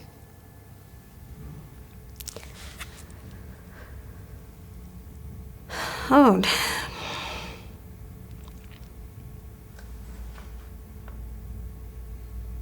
I don't know what I'd actually, the message that I'd say to them. I don't know, Liz, it's... Is there one promise you can make? Is there one thing that you know you can guarantee? What I would say to the Australian people is that I will always try to be upfront, honest and accountable to them. Well guys, Parliament House, Senate side, congratulations. Her senators are mostly political novices. We are united as a team. I don't want the perception out there that it's going to fall apart like Clive Palmer did. Malcolm Roberts is a climate change denier. Brian Burston was once sacked from One Nation. And Rod Cullerton, whose future as a senator is already under a cloud. You've got a team of quite strident personalities. You're confident you've got the discipline and the unity everybody's on board? Most definitely. And I am a people's representative. And my senators are also a people's representative. First and foremost, loyalty is basically to the people, not Pauline Hanson. I'm not tying them up. I'm not saying, hey, I'm the boss here, I'm the leader, guys here, you've got to do what I'm saying. I'm not. But you do have to have a leader, and you are the boss. I tell you what, Liz, when the decisions have to be made, I will make them. There's no doubt about that whatsoever. This means too much to me, and I've hung on for the last 18 years since I last walked out of that place. So at the end of the day, if a decision has to be made, I'll make it. Her voters have high expectations. They're people who are disenchanted with the major parties and who believe she is their voice. Pauline's gaining more traction because she gets out there and says what the majority of the people are thinking. I'm Pauline. My mum's a big fan of you. And Pauline is attentive to her supporters. She's going to stand up to people like Turnbull. Turnbull hasn't got any balls, if you'll put that in. Including the workers at her local Meals on Wheels. I'm going to talk to the Prime Minister about this one. She's clearly loved by many. Well, you've got Pauline now. Yes, we've got Pauline now. We're lucky we met her. But she's also occasionally loathed. You're just a racist redneck with your red hair. Go away, go back to Ipswich and your fish and chip shop. Disgraceful, you're a woman lacking moral fibre, you are intellectually dishonest and you're not welcome here. Some of your enemies have been very vocal. How do you feel when you're called a virus, an opportunist, a half-wit, part of the ugly underbelly of Australia? Oh dear, it's like water off a duck's back. Doesn't penetrate? No. Doesn't hurt? No. No. Doesn't mean anything? No. Why should it? Because you know what? In here, it's because I know I'm not going out there to personally hurt anyone. Never have done. Never, ever have I done that. She is critical of herself a lot of the time. But I've always said to her, that's your brand. And if people haven't learnt to accept that now after 20 years, they never will. James Ashby is Pauline's new minder. He previously worked for federal MP Peter Slipper, creating headlines when he accused the former Speaker of the House of sexual harassment. James, what are you doing in the world of politics again? I don't know. I met this little redhead and she was running for the state campaign 18 months ago. And I just saw she didn't have the support. And I thought, well, bugger it, I'll support her. And, you know, for somebody who's supposedly anti-gay, we work very well together. And you, as you walked into Parliament today, how did you feel? It was an odd feeling, actually. I wasn't comfortable at all. But Ashby has agreed to be Pauline's chief of staff. A lot of these politicians can't even get to these remote areas. So this is the only way to get out and visit people. After helping her campaign as her pilot. This is like your own TV show. Are you ready? And with social media. We are live in 2 seconds. Hello everyone. The best thing that we have in our corner this time is social media. Well, I'm in Ingham today. Sorry, a little more enthusiasm. Oh, fuck. Well, I'm in Ingham today. She's now the second most followed politician in this country, behind the Prime Minister. That is a big platform. That is something that the opposition leader would kill for. It's been brought to my attention that the Australian Taxation Office are going to put in squat toilets because over 20% of their staff is from a non-English speaking background. Squat toilets? Right, you got to squat to use them. Are you xenophobic? Please explain. When 60 Minutes asks if you were xenophobic. Yes. That changed my life. That changed your life? Yes. Do you think you might have been? No. Not at all? No. Which is, xenophobia is different to racism. Of course it is. It's a fear of anything foreign. I'm not fear of foreigners. That's stupid to say, fear of foreigners. Or cultures or beliefs? God, no. I'm not fear of that. Well, this is about Muslims borrowing interest-free loans in Australia. But Pauline does have fears. Muslims. And currently, they're about Muslims. There are those lurking close at hand who wish to destroy all that is Australian and our freedom. When you say ban Muslim immigration, can you appreciate it sends out a message of hate? It does start to divide the nation. I'm trying to be protective, Liz, that let's deal with what we have here at the moment. I don't want to see another Australian lose their life or a loved one lose their life because of this.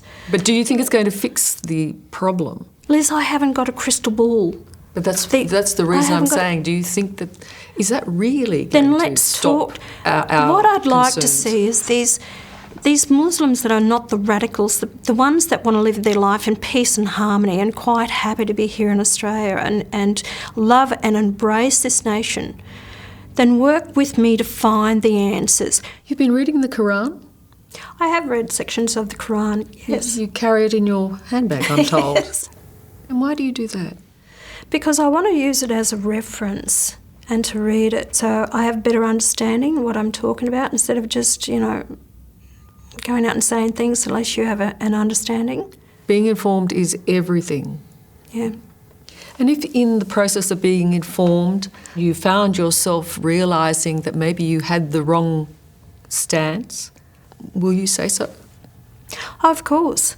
If people can, prove to me that I haven't been right in my views, my opinions, by all means, I'm quite open-minded with a lot of things. So you could be swayed about the statements you have made so far. Of course, Liz, to think that we're right 100% of the time, that's being naive and being stupid about things. Right, so let's clear the air. Do you hate Muslims? No, I don't hate. I don't hate Asians, I don't hate Muslims, I don't, Hate's Indigenous people, are they still getting an unfair run? They're getting one up on us? I'll tell you something. You know who they're coming to see? Me.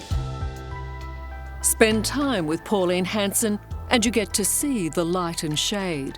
As she writes her much-anticipated first speech to the Senate, there's a softness we haven't really seen before. There's a lot I want to say, but what I've got to try and do is people need hope. And if you've got hope, then you can actually say, give them that confidence to say at least someone's there thinking about us. That's what you'll tell them? Yeah. But mostly she's feisty. I hope they just give me a fair go. Australians will have to wait and see which Pauline they get. Judge me on my performance and my achievements. I'm not perfect. I've never claimed to be perfect. But if anyone wants to criticise me, then at the next election, put your name forward. You have every right to stand for Parliament. And I'd like to see what sort of job you do. Last week started out so well for Pauline Hanson. On Monday, she became a grandmother for the 5th time when her daughter Lee gave birth to a son, Nate. But last night, her expectation of more good news was dashed in the Queensland election. Even though the precise makeup of the Sunshine State's new parliament won't be known for days, it's fair to say the One Nation Party has suffered a disappointing result. Earlier today, Liz Hayes caught up with Pauline Hanson to discuss where to from here.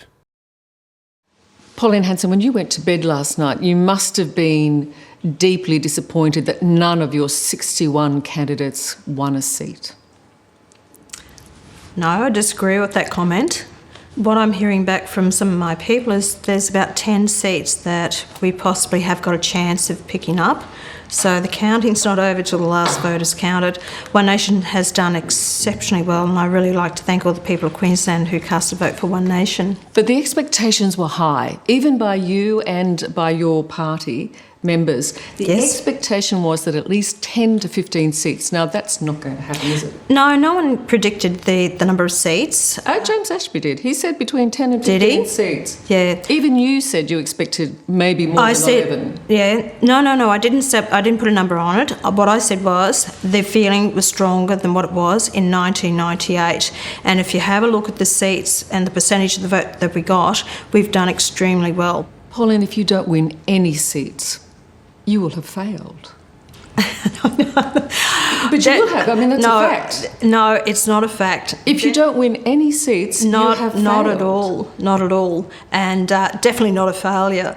To get over 22% of the vote in Queensland, let's see how that finishes up in the wash. But it doesn't get you seats. I know that the percentage is up, I tell you what, but no seats. Both the major political parties will be actually shaking in their boots. Well, I say this to you because you say that this was going to send shockwaves across Australia and it was going to change the political landscape. And I do agree with that. You still believe that? Yes, I do. Even if you don't win any seats? I do. Yes, I do. So you still believe that you have this groundswell of support even if you don't win any seats? Yes, I do. Because that's evidence in the percentage of the vote that we've actually got. And people are fed up with the majors and they're looking for change. Surely you would have to concede that one of the things that's worked against One Nation is its appearance, the perception that One Nation too is chaotic. No. You've lost... No. Rubbish. It's not chaos. When we are actually polling the second highest vote in these seats, we've done extremely well. Pauline, this is your state. You're the Queen of Queensland. Oh, I don't know about that. But surely you are bruised to a degree. It at this point hasn't lived up to expectations, and at this point we thought it would. Liz, you know, it's not over till the fat lady sings. Until we count the last vote, we actually are in a chance of winning this. Anastasia hasn't got 47 seats, either has the LNP. So the whole fact is it may come down to, if we win 2 or 3 seats or even 1 seat, whatever, it may come down to our seat to actually decide who is going to govern. What message do you think this election sends to Malcolm Turnbull? They'll be very concerned about Queensland because they know that they need to get Queensland in the LNP seats to actually govern their own right. What do you think it says to him about his leadership? Look, people are not happy with Malcolm Turnbull. That's been for a long time. They just feel that he's not decisive, he's not a leader. I think they've got real problems. I think that the other problems are with the citizenship debacle that's happening in federal parliament, that I don't know how they're going to deal with this. How it's going to pan out. But if they're going to have a leadership challenge, it has to be very, very soon. And I believe it should happen this side of Christmas. And there should be another election. I believe with citizenship, throw everyone out of Parliament and actually have a double dissolution and start again. Have you checked your citizenship situation? Yes. And are you clear? I'm fine. I know I am because my parents were born here in Australia, but we have written to the Home Office, so I'm waiting for that confirmation back. Because you have English grandparents? Yes. But you can't get British citizenship through your grandparents anymore. So you're clear? It has to be immediately. It has to be immediate parents. So yes, look, I've got no doubt about it whatsoever. But I have to produce those paperwork, and by the 1st of December, and I will do that. Just getting back to One Nation and Queensland. Win or lose, do you take responsibility? For what? For no seats? You keep saying that. But do you? It is Pauline Hanson, One Nation Party. It is. So do you take responsibility for whatever the outcome is, good or bad? Liz, we have done extremely well in the polling that we've done. So do you take responsibility for that then? We've done extremely well. It was a team effort. No. So what I'm saying to you is everybody thinks about One Nation as Pauline Hanson. Yes. You accept that. Yes, people I do. look at you and they see One Nation as Pauline Hanson. So if you win those seats, it's your win. But if you don't win any seats, is that you who lost? Liz, for what we have achieved in such a short period of time, it's a positive. I'm not going to see a negative in it whatsoever. And you or anyone else is not going to badger me into it. If I'm wrong, hey, listen, I'm the first person that will admit that I'm wrong and I've done wrong. This is not a negative. It is a very big positive. And I'll tell you what, the major political parties will both be looking at the results in these seats now, because they'll be very concerned at the next federal election how well they are going to do if they can hold these seats in Queensland with this result. So no seats is not a negative? No, it's not. And I'd dearly love to win seats, so of course I would. I want to be in a position, but it's not determined yet. We've still got another 2 weeks down the track to go. You're not a fizzer? I'm not a fizzer, no way in the wide world.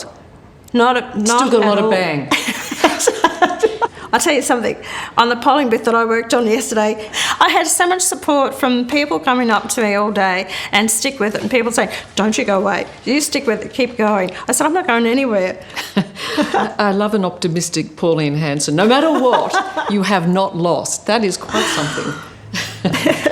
Never will. They're two of the biggest personalities in Australian politics, also two of the most controversial and polarising. And now they're a couple, Pauline Hanson and Mark Latham, Mr and Mrs One Nation. By becoming Pauline's proxy in New South Wales, Latham is likely to win an upper house seat at the state election in a fortnight. In return, Hanson gets to harness the former Labor opposition leader's undeniable campaigning skills, undoubtedly useful in the run-up to this year's federal election. But will this political version of Married at First Sight last past the honeymoon? Pauline, Mark watches Married at First Sight. You'd never heard Everyone of it. does. No, I don't. I've never watched it. Pauline works very hard. And that's what we're looking at. Liz, this is our commitment ceremony. And we're both in for the long haul.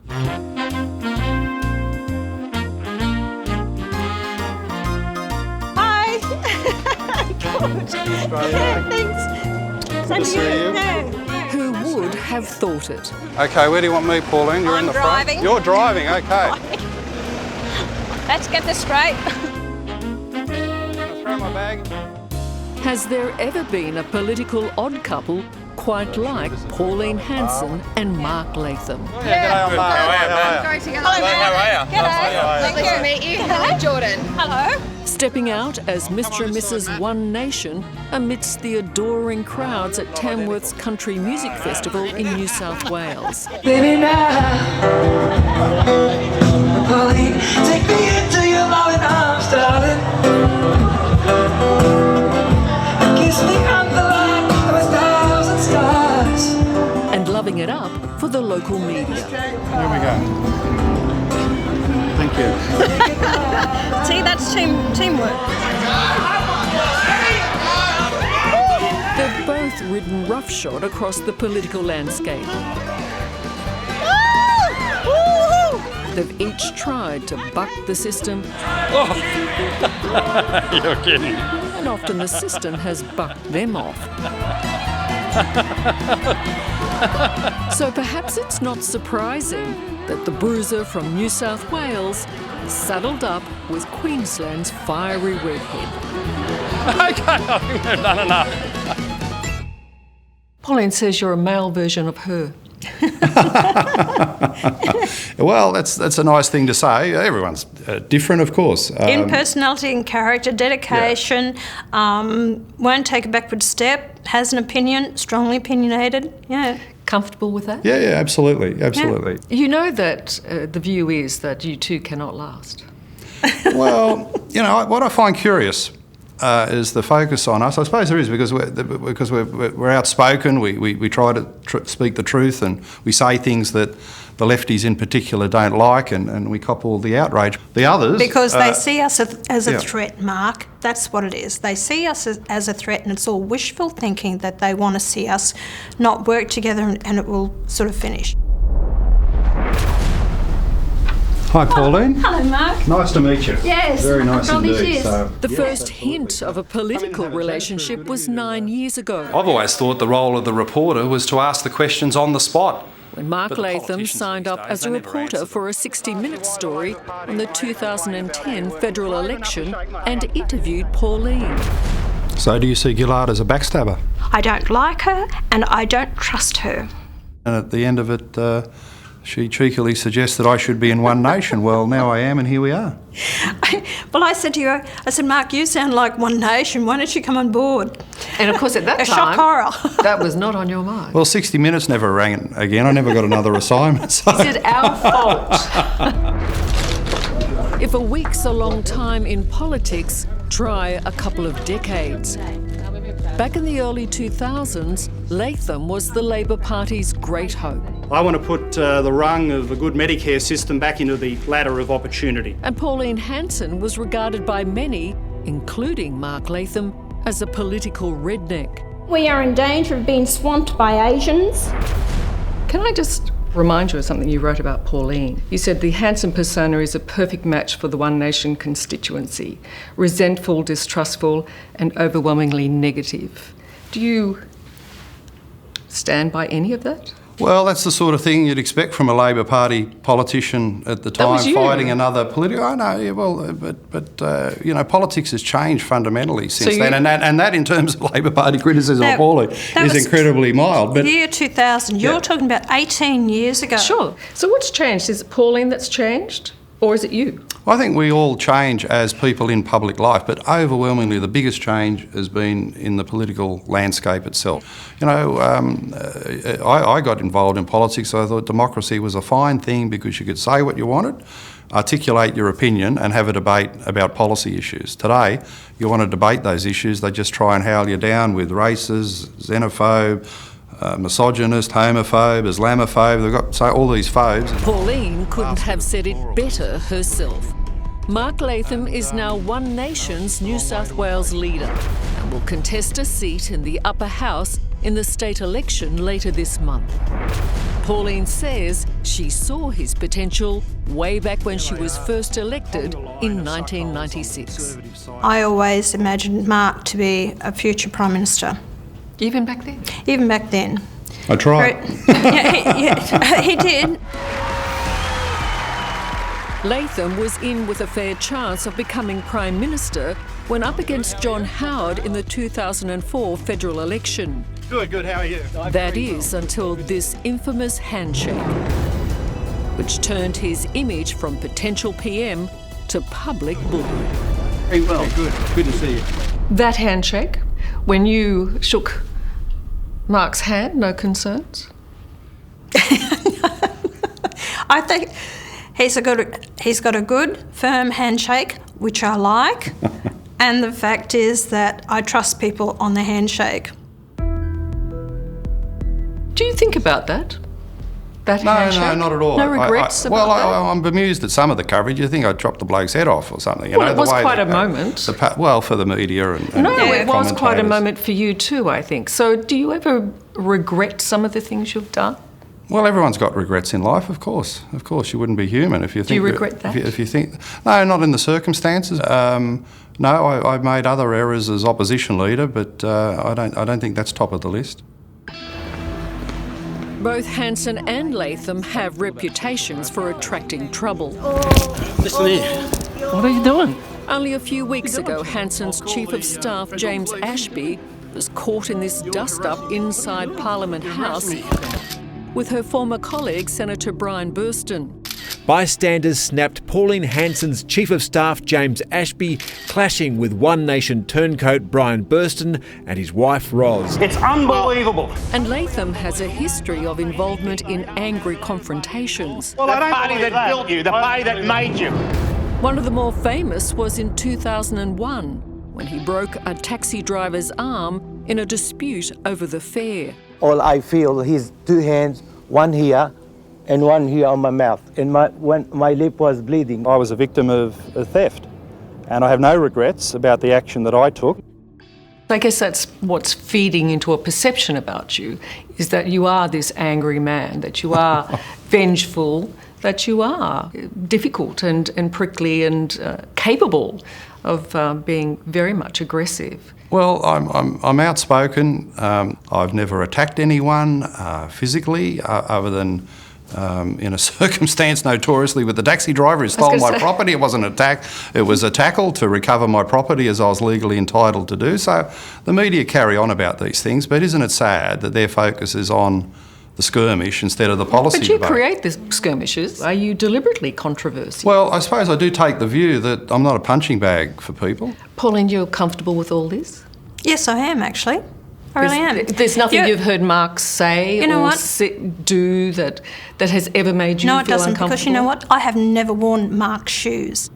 And everyone wants to have a go at us because we are prepared to stand up and speak up for ourselves on policy and what's happening in this country, but you try to pull us down for whatever little reason. This is a lot of the media, and I'm sick of it. I'm over it. Let the people judge us, and they'll have the say at the ballot box. Well, I don't mind people standing up for themselves at all. I think all I'm asking either of you is, or both of you, are you comfortable in the manner that you do that? Yes, I am. And we both are. Because we're not going to back down just because pressure is put on us by a precious few out there that say we've got to change our views. No, it's not going to happen.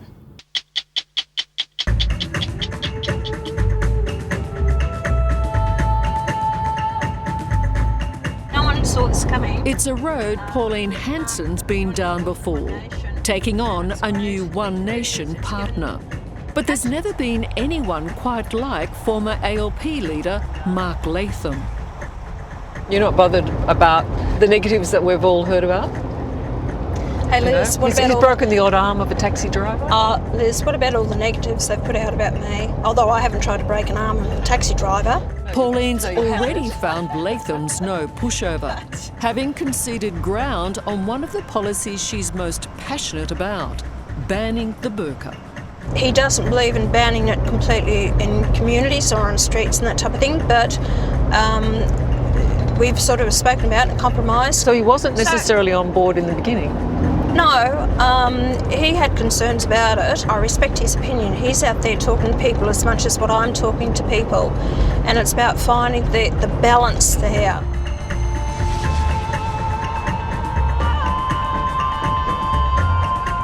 Pauline tells me that you weren't necessarily across the line on banning the burqa, is that right? No, it was more the practical implementation of it. Well, Pauline's view was that if they wear it in their own mosque, if they want to wear it in their own home, Mark didn't believe that was a real problem.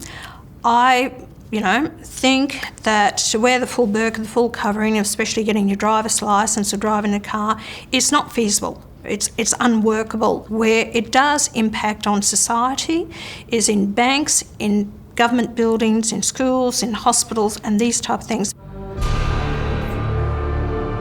And to prove her point, in 2017, Hanson wore a burqa into the Senate. Senator Hanson.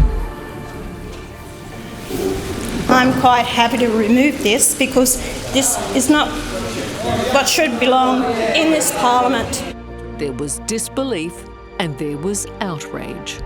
To ridicule that community, to drive it into a corner, to mock its religious garments is an appalling thing to do, and I would ask you to reflect on what you have done. Order.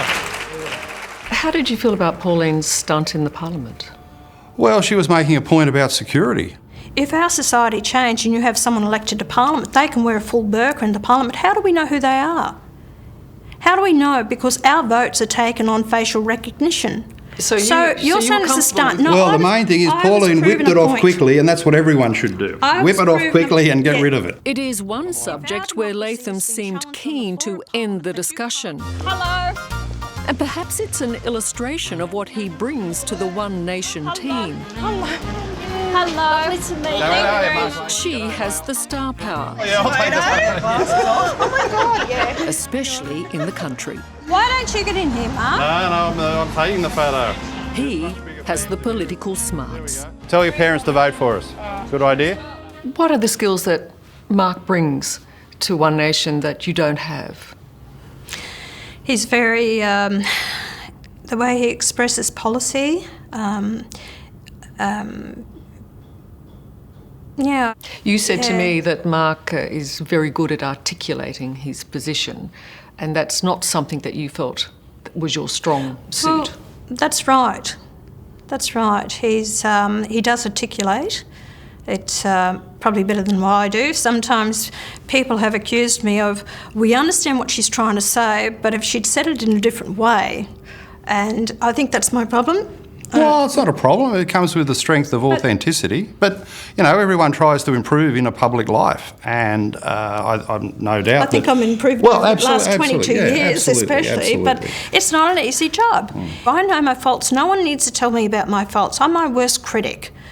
But I'm out there and I'm trying to do the best possible job that I can. If Mark can actually enhance it, and, you know, if I can learn from him along the way and we can work well together, that's what it's about. It's the end result. That's what I want. Thank you. Thank you very much. Okay. Right now, it would seem neither can do much wrong in the eyes of the other. How does that work? And so far, this odd couple remains united, if not always by common vision, and by the love they're feeling from a public fed up with politics as usual. Yes, awesome. Pauline said to me that what would deeply hurt her is if you were elected under the One Nation ban and walked away. No, well, that's not going to happen. I'm committed to what we're standing for, what we're fighting for, and, you know, I love the state where I've always lived, and I would respect the people in saying if you voted for me as One Nation, I'll be there advocating One Nation policies until I drop. I hope you... Which won't hopefully be in the next 5 minutes or any time soon, but, you know, we all get on a bit. We're not the spring chickens we used to be, are we, Pauline? Well, you're younger than what I am, a little bit. But anyway, don't drop dead on me, please. I couldn't stand it. You maintain yourself better than I have, so, you know, you've got one advantage. So at this point, well, you are telling me you're in for the long haul. One Nation is your party. Of course. You're not going to steal it from Pauline. It's not going to become Mark Latham's One Nation. And you're not going to bugger off. No, it's not going to become Mark Latham's One Nation, and I'm not going to bugger off anywhere. If you don't Oh, get well, into Parliament, you've wasted your show. have you wasted your time? Well, it's the verdict of democracy. As Churchill famously said, not the perfect system, but miles better than anything else that's ever been devised. So we love democracy, and may the people make their decision.